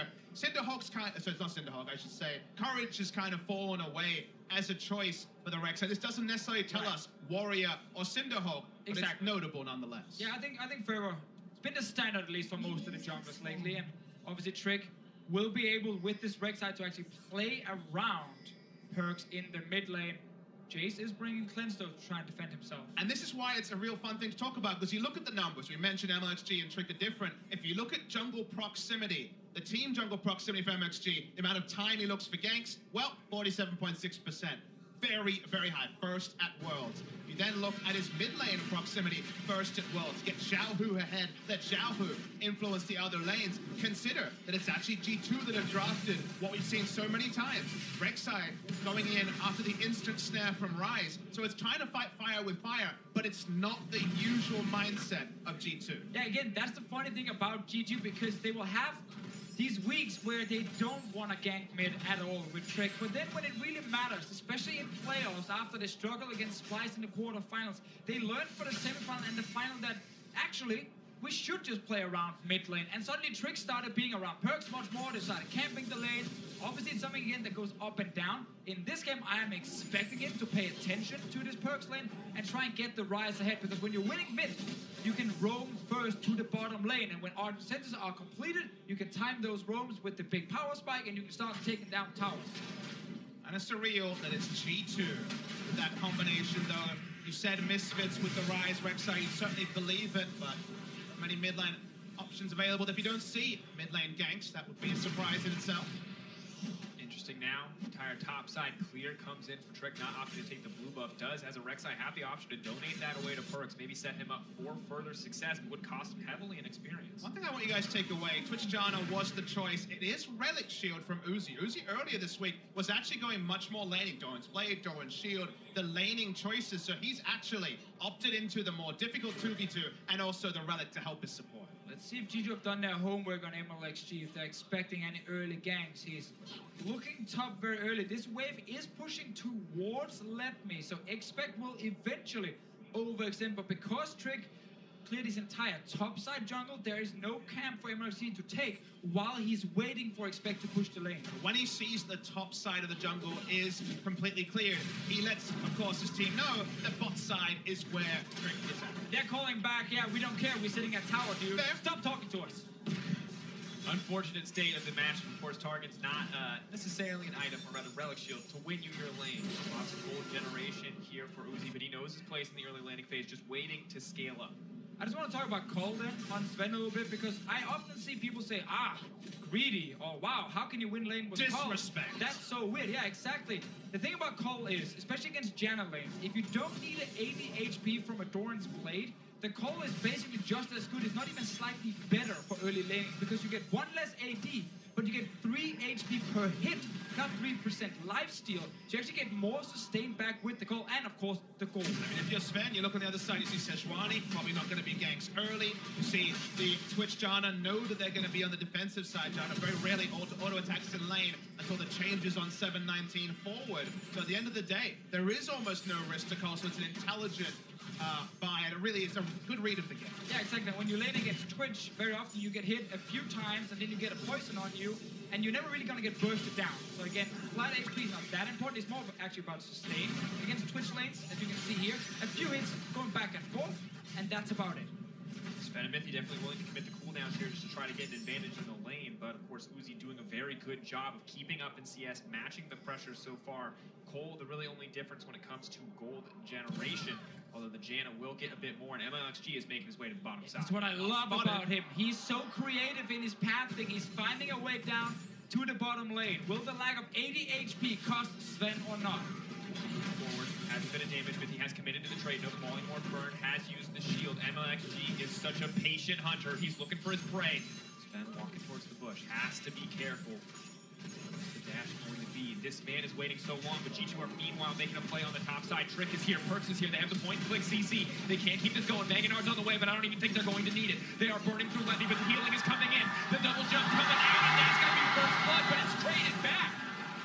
Meanwhile, in the bottom lane, MLG just backed away. I was waiting for the camera to cut down for another fight.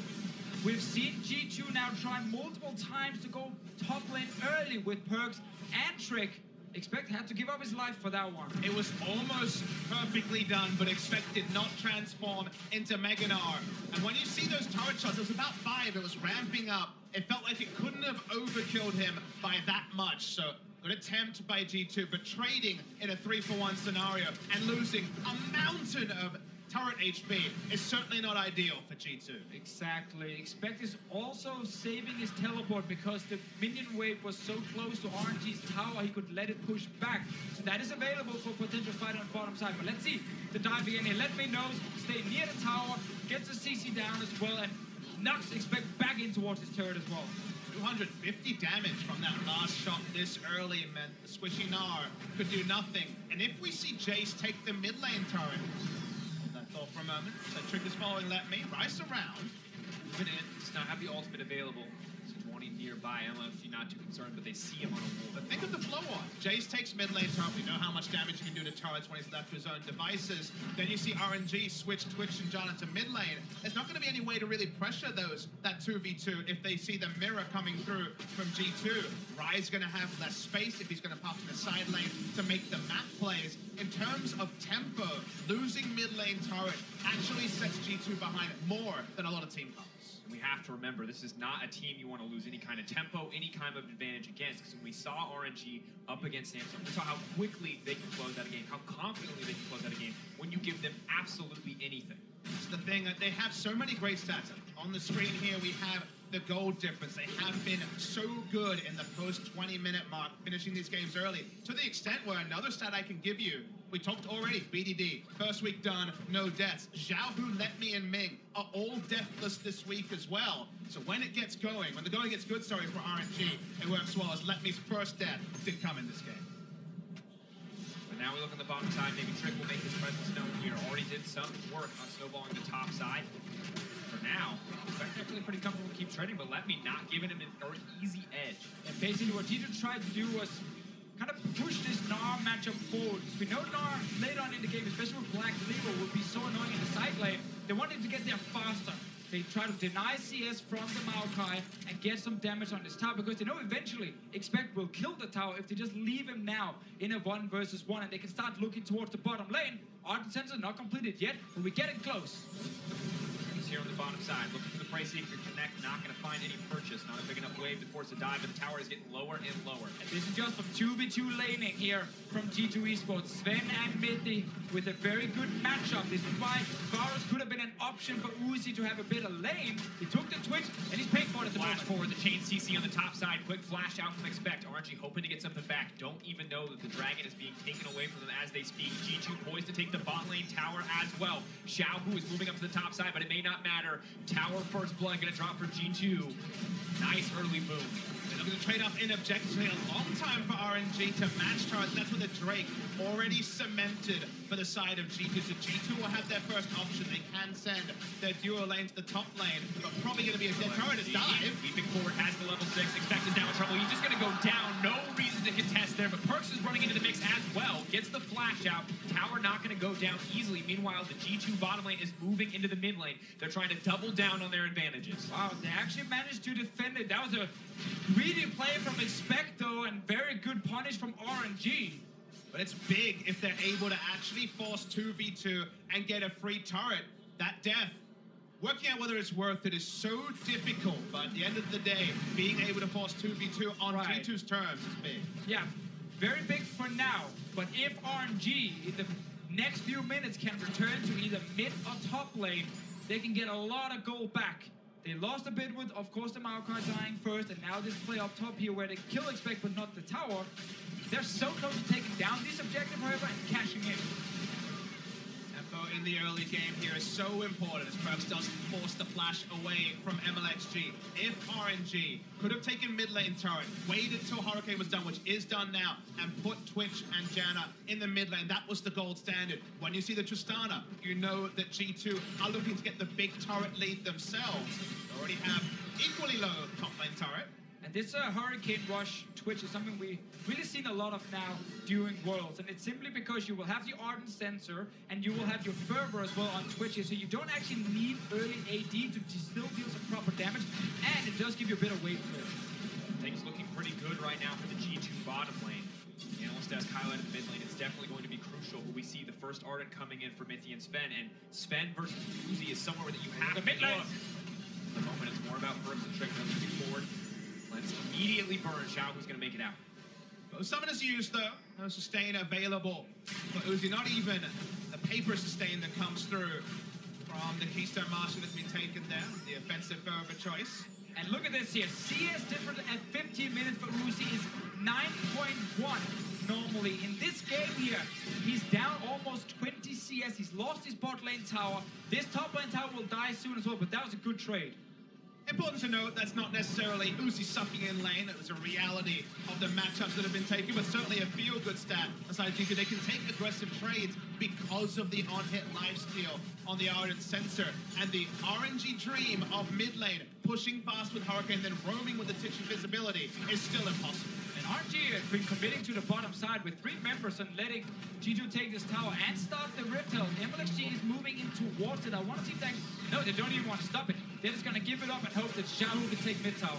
And it's not an accident that Sven is flashing the G2 Esports logo every time he takes an objective in the face of Uzi, 30 CS up. Uzi's temperament is something that is known to every watcher around the world. And if simply pressing a button and once again getting in the head of one of the legendary AD carries in the history of League of Legends is working, then he's doing his job. Has to be frustrated with you right now. You look across from yourself. The Cole is now finished up. Sven's got the extra gold. That means a static shift. He can push anywhere he wants to on the map, and the next target is mid lane. 1 tower at a time. G2 grinding this advantage out. Twitch still at a single item, not the major threat he needs to be. Exactly. The fact you have lost so much damage on your towers doesn't matter if they're still alive. And with G2 continuing to push and apply pressure, well, RNG are currently sitting with 0 turrets. That's Rift Hill coming in the mid lane. Will not instantly kill the tower, but get a bit more damage on it. There to tank it for Sven. MLG waiting over the wall. Sven has to be careful. No cleanse effects to get him out to safety if he needs it. MLG looking to start. He does manage to find it on Sven. Sven is not out yet. He's leaping to safety. He gets cut down mid-air. Nice pick off by RNG. Able to turn onto the Rift Tower. They will not lose their mid turret. Sven pushed up, felt like he had enough coverage with the Rek'Sai right behind him, but it did not work out. Let's see what RNG can get in return now. 10 seconds on Sven still. Mid lane tower low. Top lane, no one is there, but bot lane we have Left Me pushing at the moment. Getting a bit more damage on that turret. RNG so bad they want to get this gold here so they can get Uzi towards that Infinity Edge. The ult already burned from Sejuani, not going to be able to force out mid lane tower. The wave clear is here. Luckily for them, the Jace now with the Youmu's. Easy for him to cut through this tower because given the opportunity, MLXG is here as well, and that means RNG are going to grab their first tower of the game. And we review what we talked about in picks and bats. There will be a time when G2 Esports can stack armor and feel good. That time is not now. Get to watch the mid lane as well. Sven walks up, not expecting MLXG from the Raptors. Great engage from MLXG. You can try and flash away from it, but you got to be ready in the second it happens. And if you're just delaying a little bit, you will get hit and you will die. See, he feels that's your face then. Definitely Sven face, but with G2, remember also that for RNG, okay, the armor will come in for G2, but when you have a Jace, honestly, it's much more about damage to structures, and that will never fall away on the side of RNG. So stopping the bleeding of immediate gold. If they find themselves on equal gold footing, even get 2 picks, turrets explode to Jace Twitch. They hit 2 items on the Twitch. Team fights at this point, before Gnar gets real armor items, are still going to be explosive. So RNG really are focused on not trading down at any point in the next 10 minutes. Yeah, they did lose that mid lane tower during the replay from before here. G2 are now pushing in the bottom lane. Drake is spawning in a few seconds. You should be able to just kill that one very quickly and start going towards the next one. First, a bit of damage on the bottom lane tower. Trying to siege up. G2 definitely at the edge right now. Infernal plus a 3k gold lead at 15 minutes. Looking pretty good. Only 1 kill to their name on perks, but just the structure and gold giving them so much. Now a Cloud Drake should be theirs to take for free. What are RNG going to get back in exchange? For now, it looks like topside jungle vision. That is a correct play from RNG here. Just cross map. You can give up this Cloud Drake if it means you kill the top lane tower. You want gold right now, you don't want Drakes. Exactly. Gold, getting those items before armor can realistically be balanced with damage is RNG's goal right now. It will make very quick work of this top lane turret and also get that insurance with the advanced vision that no Baron players can come through from G2 when it spawns in about 4 minutes time. Hypercharger cuts through the tower. One of the big things we always talk about when we look at teams getting a lead, the hallmark of great teams is being able to come back and being able to snowball a lead. Well, we're waiting on RNG to come back to even things up. But for G2, who need to prove themselves in this game, if they want to make it out of the group, if they want to prove they're worthy of being EU LCS's #1 seed in the world, they need to show that they can turn this into more than just a few towers and find a much bigger advantage. It's tricky and tricky to do that when easy objectives like outer turrets are taken down. The 2 Drakes definitely are a credit to G2, but engineering multi-step plans to get deep vision against a comp with Twitch and a Sejuani that has already surprised them is more difficult than you'd expect. If he's in the mid lane wave clearing, sure, you have eyes on the Twitch, but getting the sort of vision that Samsung were frustrated out of in the last game, the 2 wards on one side to actually be able to push up and take inner turrets will frustrate G2 unless the Realm War can be the equalizer. Exactly, like pushing all the way down to a tier 2 tower this early often means you won't have vision on both sides because there are 2 jungles you gotta ward up basically at the same time, and you gotta then keep that vision control going while you're sieging on this objective, and it's almost impossible to do, so that's what team and then get river vision and wait for Baron to spawn. So this is often where the game just kind of slows down for some minutes. The flashy play du jour has been the Ryze Zhonya's ultimates so far this time. I've seen a lot of them. Zhonya's, obviously, the armor portion going to be great against RNG, but that does mean that Perks can kind of copy Crown yesterday, who bought a lot of time, split pushing alone, and then having an almost guaranteed escape, and maybe that, drawing on multiple members will allow them to Look at this here, RNG, they want to fight. The bait, the one who could be in trouble. Ultimate's going to come out. Perks has to cleanse and flash immediately to safety. Meganar is here, but he's going to turn mini almost immediately. Does not want to complete the teleport. Pressure on the bottom side, but RNG in control. Again, such a good play from them. They just remove the Maokai from the bottom lane. They don't want to sit and just split push against the Gnar, and they force a fight mid to try and take down the tower and force the teleport from Expect here. This turret is so low, but RNG, they're playing it very safe and stepping away. Don't want to risk giving anything else up. Expector's already pushing in on the bottom side. They know the importance of gold, but farm equally crucial to the tower gold in a lot of circumstances. I think we both, officially, have to step back and say it's a light touch from RNG. This is not over-aggression. This is not over-forcing in a line ball game when there's clearly only about 2,000 to 3,000 gold advantage. It's not the RNG we saw in the LPL. I love seeing them be smart and just forcing out objectives and not diving in for a fight, not over-pursuing. They're just using the tools they have right now to the maximum and forcing G2 into a really bad situation. And taking tools away from G2, the cleanse and the flash gone from Perks is massive before we even have Lasagna's completed. No get out of jail free card, no easy escape for Perks if he does get cowed out here on a side lane.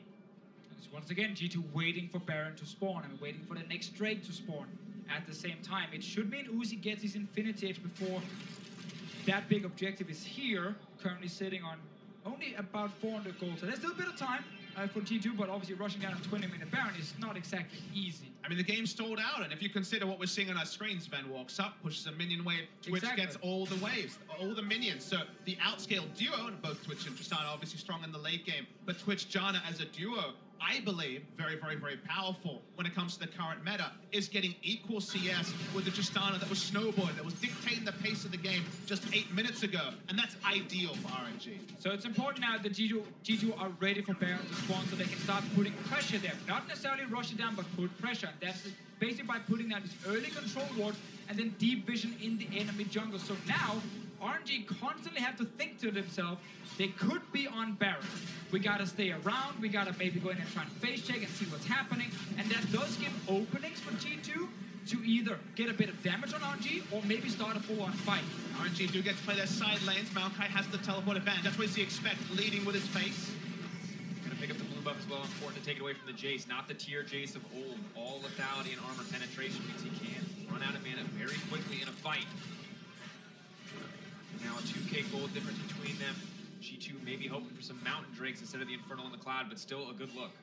And it's so many small steps now, because once you get down your control wards in that river near the Baron, you can go into the enemy jungle, get a bit of damage, maybe steal a camp, and then you gotta reset. You gotta go back to base and rebuy your new control wards. So while the enemy team is coming in to kill your current ones, you return with new ones instantly and get back to control. I think reset's a great word, because resetting expectations is actually relevant just to item spikes in this game. I read this that if Infinity Edge, which should be completed soon, comes in, then I think teamfight-wise, RNG win true 5v5s until the armor comes in later. So reading where the game is at is very subtle in this particular matchup. So now we just saw RNG there kill the wards away from the Baron. G2 saying, we don't care, because we know you have to go back to base now and buy your new items and get your new wards. And then G2, if they want to, can just walk straight back in, get the new control wards down, and you have this little dance happening until a team is strong enough to actually kill the Baron itself. Mythic playing it very safe, just placing a ward over to check if anything is happening. There's no tank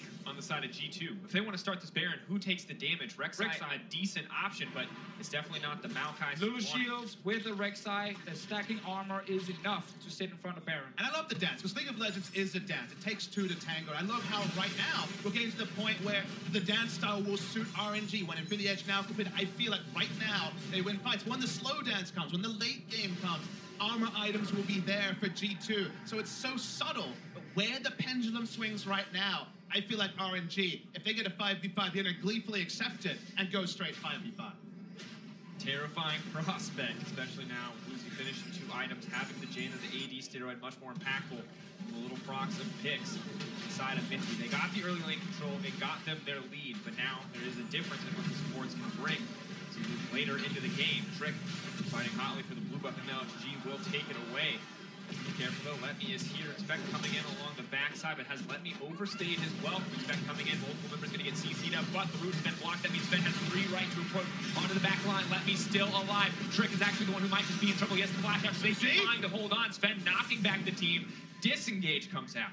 So right there, we see a few flashes being traded and heal as well used by Ming. Cloud Drake will once again go over to G2. They would have wished for something different so that more scaling to go forward, but you can't always get what you want, and they'll have to settle for 2 Cloud Drakes and a bit more movement speed. And it was a team move by Uzi. I don't think he really felt like Quadra Kill was coming out. He was ulting to allow his tank to actually get away. You don't want to give away inner turrets. So far, G2 have been frustrated and trying to pick up. And They get the Drake, that means they have a backup win condition later, as the Elder Dragon's going to be basically full power, 4 to 5 stacks, probably the 4, given when the timer was taken. Things reset though, no significant advantage yet to G2 after all their great early work. Exactly, and then when there's no Drake alive, we go right back to the same Baron dance we saw before with trading control wards against each other. Trick losing that flash though is pretty big for RNG because that is the main engage right now for G2, unless Expect can find that big opening. I'm just feeling giddy deficient. I saw some people watching this saying, where are the kills? I thought it was promised kills. RNG. I was promised kills, to be fair. But we're getting closer and closer to Uzi and Sven 5v5 fights, Xiaohu and Perks 5v5 fights. The inevitability of the Ardent Sensor meta. In some games, it can be a drag, but in this game, I think it will be something beautiful. So it sucks that right now we don't have them, but no team is making mistakes. Both teams are playing very smart.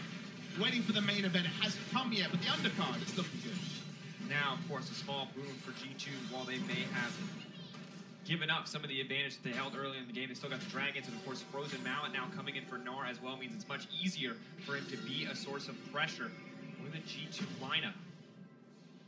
It's an important little thing that Uzi is doing very often in this game. He's not instantly showing himself in lanes, and when you play against a Twitch, especially as a Gnar who wants to split push, you constantly need information on where he is on the map, because otherwise he might sneak into your lane with the Maokai and just kill you in no time.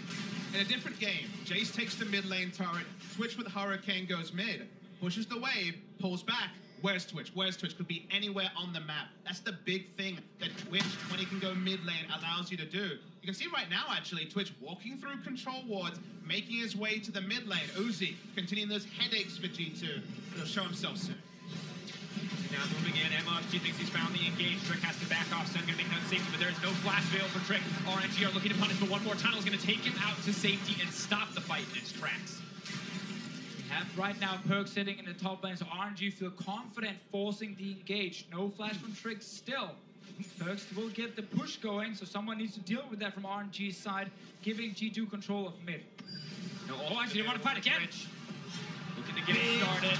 Maokai moving in. That could be the pick that they need. Goodbye to Sven. RNG take control in the mid lane. And again, the creativity right here from RNG is surprising G2. They're thinking everything is going by the book, but then suddenly, Let Me shows up once again. He's not sitting in that bottom lane. And the defensive play works until it doesn't. No flash from Let Me, but he leapt across the screen with the Righteous Glory. With the Twitch ultimate down, G2 did not give respect to another attempt, but that time it worked the trick. You gotta be so fast in your thinking here, because they are looking at that wave in top lane, saying, okay, someone from RNG is gonna go and kill that wave. They're not gonna fight in the mid lane right now, and then suddenly, out of nowhere, the engage happens. Look how confident they are in pushing forward. Basically saying there's no way they're gonna fight man mid, and then they're here. Any target would do. Everything onto Sven dies instantly. That was the second round, of course. We saw the first one earlier. Will be the break of the mid lane turret. Second Sven reaction cam. He's starting to feel the pinch. That's the confidence, and it's so hard when there's so much CC. The point and click of the Maokai locking him down. Difficult life for Tristana, especially when you've already burned things like the rocket jump. It's also because there's been this line of control wards from RNG in their own jungle, which has allowed Let Me to move from bot lane to this mid lane quite a few times and surprise G2 Esports just due to the lack of vision or information on where he is. That was without flash. He still got onto the Tristana and forced both summoners from Sven. That is huge for the next fight, and it's forcing G2 to play more passive now and giving the control over to RNG. It's amazing how squared up RNG have become in terms of the fundamentals of the game. The ceilings, we know all these players individually have them. Fundamentals first. You're locked up with 4 more stacks. Can he get out? Yep. Yes, free escape with Rise. Well, he can face check at least, so that's good for him. Uzi will get hit there by the Prey Seeker, still invisible. Expect has to give respect to this. Rank will slow up. Frozen now, it means he's got a pretty easy path out as long as they don't get on top of him. G2 holding on. 5 members strong on both sides. Dancing around this mid lane. Dancing around this Baron. I really like Uzi respecting all the armor on G2, getting that early last respawn, fully upgrading it as well. He knows you already get some attack speeds from this Janna here. He's ready to take over a team fight. And it's a different build. It's double Zeal item, the much more standard build coming through from G2. Even though RNG have the stronger front line, double super tank with Sejuani and Maokai. So I think Uzi just made the read. If one of those tanks die, the rest of the team is probably going to fall like butter. So killing Expecto, of course, is only tanking on a budget. Ninja Tabi and also some flat resists. And Trick also, who's on a jungler's budget. At this point in the game, it's very difficult for G2 to move forward with limited information. And with the Twitch, that's almost always. Now the game suddenly so even. All it takes is one more pick in the favor of RNG to balance everything out. Sven getting caught out again twice now, and has been such a big weak point for G2. And on the one hand, you can't blame him because so much CC is coming through, but also, what can G2 do to protect him? If he gets picked off again, it will most surely be a Baron for RNG at this point in the game. That's why it's so tense. When both teams are this even, if one team can win a team fight and take Baron, they tend to just kind of snowball out of control, taking down multiple towers. They're sneaking in behind, but there's a ward. You know it's there. Need to burn it down quickly. No Mountain Drakes ready to move out at a moment's notice. See that they're spotted and just back out. Yeah, and it might be weird, like why they're not sweeping it or why they're not putting down a control ward first there to see if there is a ward they can kill, but it's because they know they have a backup here to get out with the Rise ulti. And they know that every point of damage needed to go into the Baron to give them even a chance of taking it down. No 4 hits onto a ward of 3 onto a regular ward does mean that they sacrifice control of the Infernal, answering Infernal for RNG. A small correction right there from my previous point. They actually placed the control ward just when they tunneled over, but it's so far back in the pit that it doesn't actually see the ward in front of Baron. Still, it is actually a play without a lot of risk because you have the Rise ulti to get out anyway there. Good that they saw RNG moving and got out immediately. Could have been a disaster for G2. Talk about RNG with the potential to take Baron while stealing it away while you're stuck in the pit. Definitely not where G2 wants to be. They will, of course, spot out the control ward and tunnel there as well. Trick spotted by the sapling, and just both teams continuing back to the Baron dance. And interesting that we find ourselves in this position at this point in the game. Sven versus Uzi, it feels like, for one team fight to win it all, but Xiaohu may be looking to make his mark. And I also want to talk about the difference between a Maokai and a Gnar in these fights here. It is much harder for Expect to have big impact. He needs to time his jumps, his Mega Gnar, his ulti almost perfectly to have the same impact you're going to see from a Maokai who can point on click on a target and then apply a ton of follow-up CC very easily right after that. And when you equate, honestly, Gnar and Maokai as champions, Gnar is definitely tilted towards the laning portion, the ability to auto with the Hyper and the Frozen Mallet in a team fight. In the ideal sense, it will do maybe a little bit more at the 5-man Gnar from Hornster than Let Me, but the reliability and the fact that he can get in there with the new ultimate and do work means that Let Me, really, if he's forced in fights, the true 5v5, if RNG initiates them, how can you expect to have everything in order to make the same sort of play? Yeah, because G2 are now feeling weaker here as a 5-man unit for the reasons we highlighted, they're giving up the control. They've had to, like, their comp got ahead in the early game. They could have tried to push even deeper down towards the tier 2 towers, but we talked about how difficult it is in the current meta to do it. So they were kind of waiting for Baron, and it bought time for RNG, and now RNG have taken control. It feels like Ryze is the only champion that can kind of push past the mid lane, because we know that the river has been littered with control wards, and that control ward line is a you shall not pass sign for what we've seen from G2 in the past 10 minutes. Just an interesting position they find themselves in. Xiaohu splitting up, pushing that wave.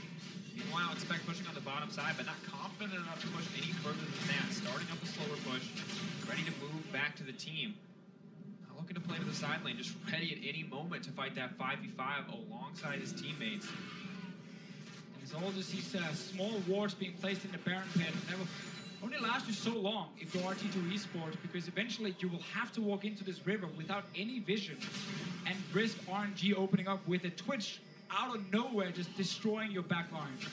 Approaching a second seal item as well. Uzi just gets scarier and scarier. Sven may have had control in the early game using the demolitionist properties of the Tristana.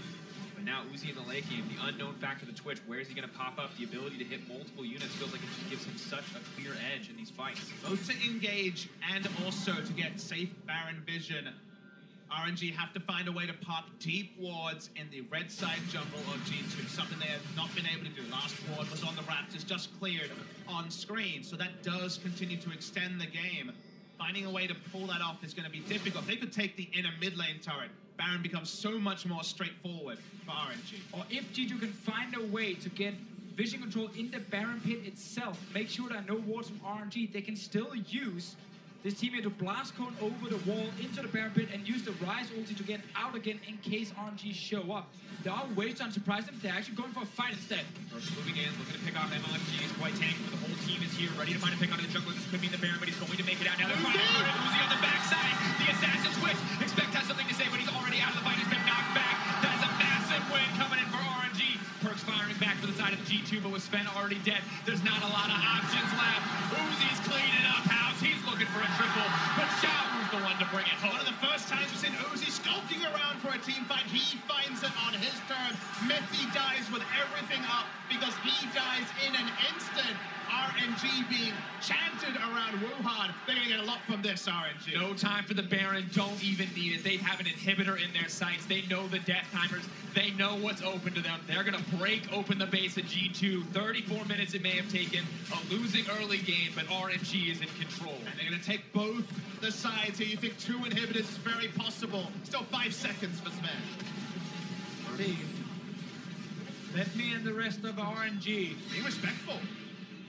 Definitely very respectful. I actually think going for the base made sense to say, you know what, it's not about forcing a Baron fight because we want to have a Baron fight. It's more about getting an objective here. But we see G2 notice that Jace was near the Baron pit, so they thought they could take a 4v5 team fight, but they lose track of Uzi. This is why it was so hard for G2 to ever push forward, and they just died. Uzi even got a few hits on this Sven. And it's just absurd how much damage the Twitch is able to do at this point in the game. Uzi feels untouchable. When G2 aren't prepared for him, everything falls apart. And we haven't seen this too often. Oh, G2 straight on Baron. MLXG 3K drop, and the ulti is going to go in. Who's going to take it out at the end? G2's going to get it, and they get out with style. Well, that's a different one. That's a cliffhanger change right there. Everyone from RNG, after they took down that tower, just recalled, went back to base, and G2 rushed it down. Had to accept the risk that MLSG was in there, could maybe even get it, but G2 burst it down, and they felt behind. They felt like they had to do something crazy. Hey, when your back's against the wall, sometimes you got to flip a coin. Sometimes you got to take a chance, risk it all. But G2 able to secure it, able to get out, and suddenly the game is even, or at least feels like it once again. Well, we're going to get another fight now around the Elder Drake. Uzi, 4 items fully completed and a QSS. We saw the damage in the last one. A few crits and Sven or Mithy. They're both dead. They're finding someone. Yomu's looking to pick off Mithy. They saw how easy it was last time, how squishy the Lulu was. See that feeling to be Uzi going in. Perks is in trouble. Does he have the Zanyas? Doesn't even need it. Is going to get healed up by the Redemption, but the ultimate not available for Uzi yet. It is, however, on the way. Expected he gets locked down before he can go Mega. Could be everything. MLFG takes so much damage. Meganar leaping in. Who can he throw back? It's Uzi into the wall. That's a 3-man. Not going to be able to find much else. Sparkle, start play activated. Sven free hitting onto the backside. Uzi going off where he can, but G2 is cleaning up the rest of his team. He's been zoned out of the fight. GA, proc for Xiao. Let me doing what he can. Expecting to be forward. Mini Nars on the way. Locked up. Xiao trying to turn it back onto Mithy. Purse not going down yet. Uzi is alive and full health, though. He has returned to the fight. He has ulted out. RNG has to back off. He's waiting for the He's trying to turn it. Double kill coming in from Sven. He's going to back off as well. Both 80 carries living through the fight. Uzi was holding on and waiting for the spray and pray. Did not have the movement speed or the ultimate available at the same time, and thus was not able to open up in a manner like he wanted to. Very good from G2. The moment the first auto attack with spray and pray came through, everyone backed away. No value for RNG. Exactly. Sven just shot Uzi away out of range with this one. MLXG was the man who got caught at first because RNG was splitting up. They tried to take down Perks. No ulti from the Twitch to actually do it. G2 now with 3 Drakes will also get the Elder Drake. It's a big turnaround for them. Still a minute and 20 seconds left on Baron. 4-stack Elder Drake, 180 bonus damage. Next fight for RNG could be do or die, but it's going to take G2 to siege. It's going to take G2 to dive. I don't think they're going to take the risk. Still got about a quarter of the Baron buff as well, so bringing up the minions, hoping for at least an bot lane turret. Push up for that. That seems pretty risk-free. RNG picking their battles. Doesn't look like this is going to be one of them. They can't know that Jace is on blue buff at this point, so they'll be respectful, G2. Now a brief pause, a brief breath before our next big fights. 40 seconds left on the Baron. Elder Dragon buff still powerful, but does not just let you walk through an inhibitor tower for free. And it's fun to see the difference in fights here. Sven are forced to hit the tank in front of him, and he needs enough time to take down that tank. While Uzi, because of his ulti with Twitch, can actually sneak around as well and then hit almost everyone on the side of G2. So Uzi, much more of a threat for the entire G2 team. Sven just about one target at a time. And note that since we saw Uzi delete members, Warden's Mail, and a Bramble Vest, also the completed Randuin's for Trick, so the tankiness... Uzi's up here. Again, he's trying to pull back. Perk's hungry for the play, but not going to move too far forward. Knows he'll get out damage in the pure 1v1. See the terrifying point in the game. We also can't forget the battle of the mid laners. Playing at Jason late game team fights, it's very, very difficult. You are so squishy. When you jump into melee form to deal proper damage, you just end up dying very quickly. We saw Perks in the last fight find Xiaohu, take him down first. That is going to be a problem for RNG, so they're going to rely on Uzi's damage. Let's see the fight again. And this is the first time when they turned on to Perks so they could burn him down. He doesn't die, and G2 actually gets access to members. It's been impossible for them before. They've been denied actual fights where they could take the lead, and this time they turn to MXG, and RNG a bit all at sea. Exactly. MXG using his dash to deal a bit more damage was really not smart, so it meant he couldn't get out of the fight. Right here, G2 cannot get out to Uzi. He's so far back. Triggers the fight up, but they're on to the Jace instead, and then the Maokai right after.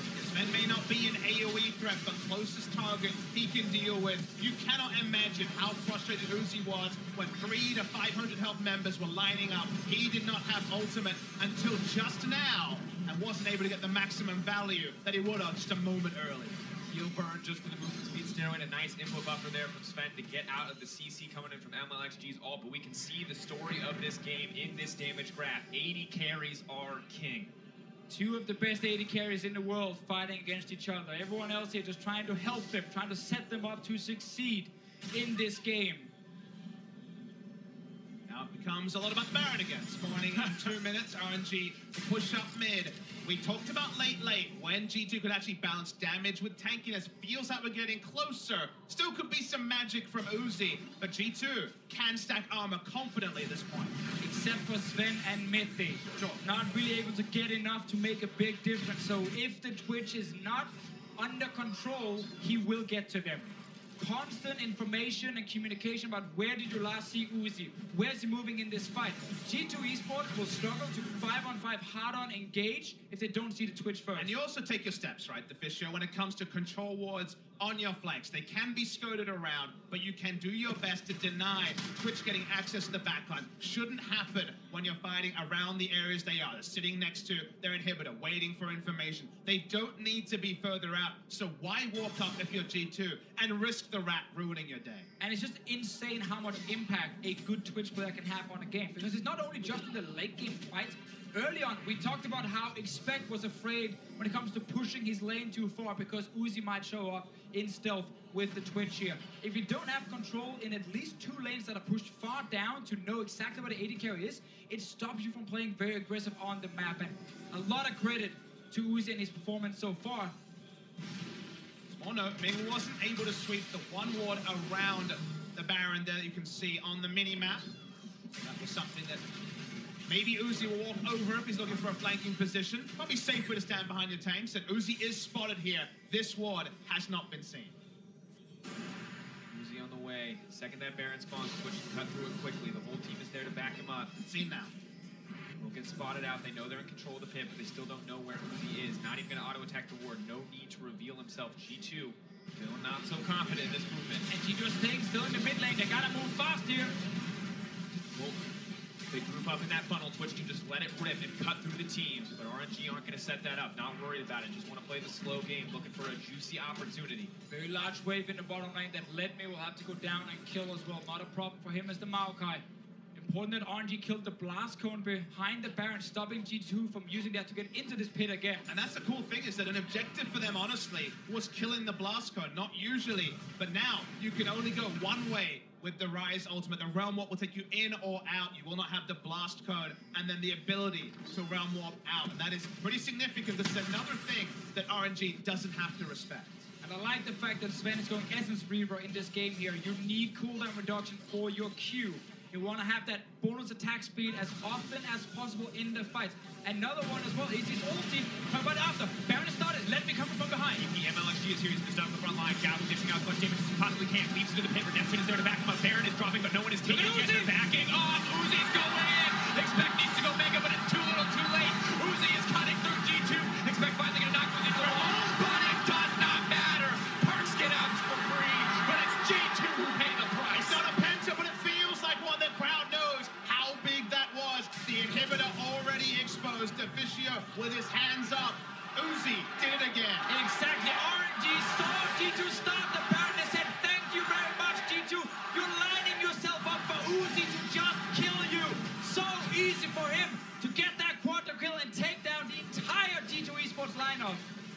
grasping at straws. RNG bringing it home. Might not even need the minion wave to close this one out, but they've got one just in case. It was a rough early game. G2 outmaneuvering them around the map, but they did not lose hope or focus. RNG reminding people why they are the representatives from China, showing us exactly what they can do and cleaning up their week with a 3-0 performance. This is a Royal Never Give Up unlike no other. Smart macro, game winners in multiple positions, and in a meta where you shield an AD carry, one of the greatest to ever hit the rip. Wuhan explodes, Royal Never Give Up, 3-0 up, and looking outstanding. They just wanted to get to late game. They just wanted Uzi to get 3 items. They didn't care about the armor stacking on some of the G2 members. They knew Uzi would find the correct positioning to hit everyone. People talk about bold predictions. People tweet them out. I don't think anyone would have said that RNG would be played better team League of Legends. I'm not talking about sick outplays, smart macro League of Legends than first Samsung Galaxy and now G2. We thought we understood what RNG were, and they're taken out of that box and suddenly in a league of their own. Patience so many times, not doubling down, being happy, just getting a flash and a cleanse in an exchange instead of committing for a full blast 5v5. cone. Getting a blast cone.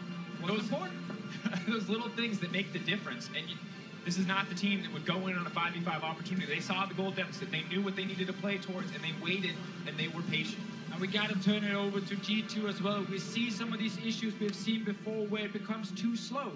It becomes too passive. You allow the enemy team to get back in the game. You give them a chance to set up their carry to succeed, and then a super greedy Baron call in the end. When you start that Baron, you sit 5-man together with 0 chance of knowing where Uzi is, and then stopping Uzi as well when he opens up. But the Fisher, we talk to analysts, we talk to players, we talk to coaches, and all of them say, why are people sleeping on G2? They're really good. They were really good in this game, but the group is so competitive. Definitely is the case. Well, to get some more insight on that game, we're going to send it over to the analyst desk. Thank you very much, Dracos. And in the final game of the week 1 of group stages, RNG come out on top, move to 3-0, total control of the group. But they did it by investing into Uzi, the world-class AD carry, the guy who's been to Worlds so many times, has so much experience on this stage, and he pulls it off in the final team fight on Twitch. With that, we're going to pull up that final team fight right one more time, relive it. This replay brought to you by Acer Predator. And now it's just a question. The casters said to themselves, look at that. That is a penta that Uzi can smell. G2 are all grouped up. They went for the Desperation Baron, and it's 1, it's 2, it's 3. Can he go all the way? And Perks denies. I was so sad, to be honest, when Perks got out of there, just because you wanted to see Uzi get the penta. Could this crowd have been any more excited, though? Could Uzi have been any more excited? Look at that. I mean, RNG's finally solidifying themselves as the top dog in this group. As Papa was mentioning, what team were we going to get? Well, they just dismantled Samsung, and even though G2 was pretty good in this game, they were better. They, as a team, played around Uzi so well that it seemed like only Sven and his ultimate was the answer to him. And honestly, I had a lot of concerns and a lot of questions. You know, Uzi went into the LPL finals. He was 2 games up. He has never won a domestic championship, and he gets reverse swept.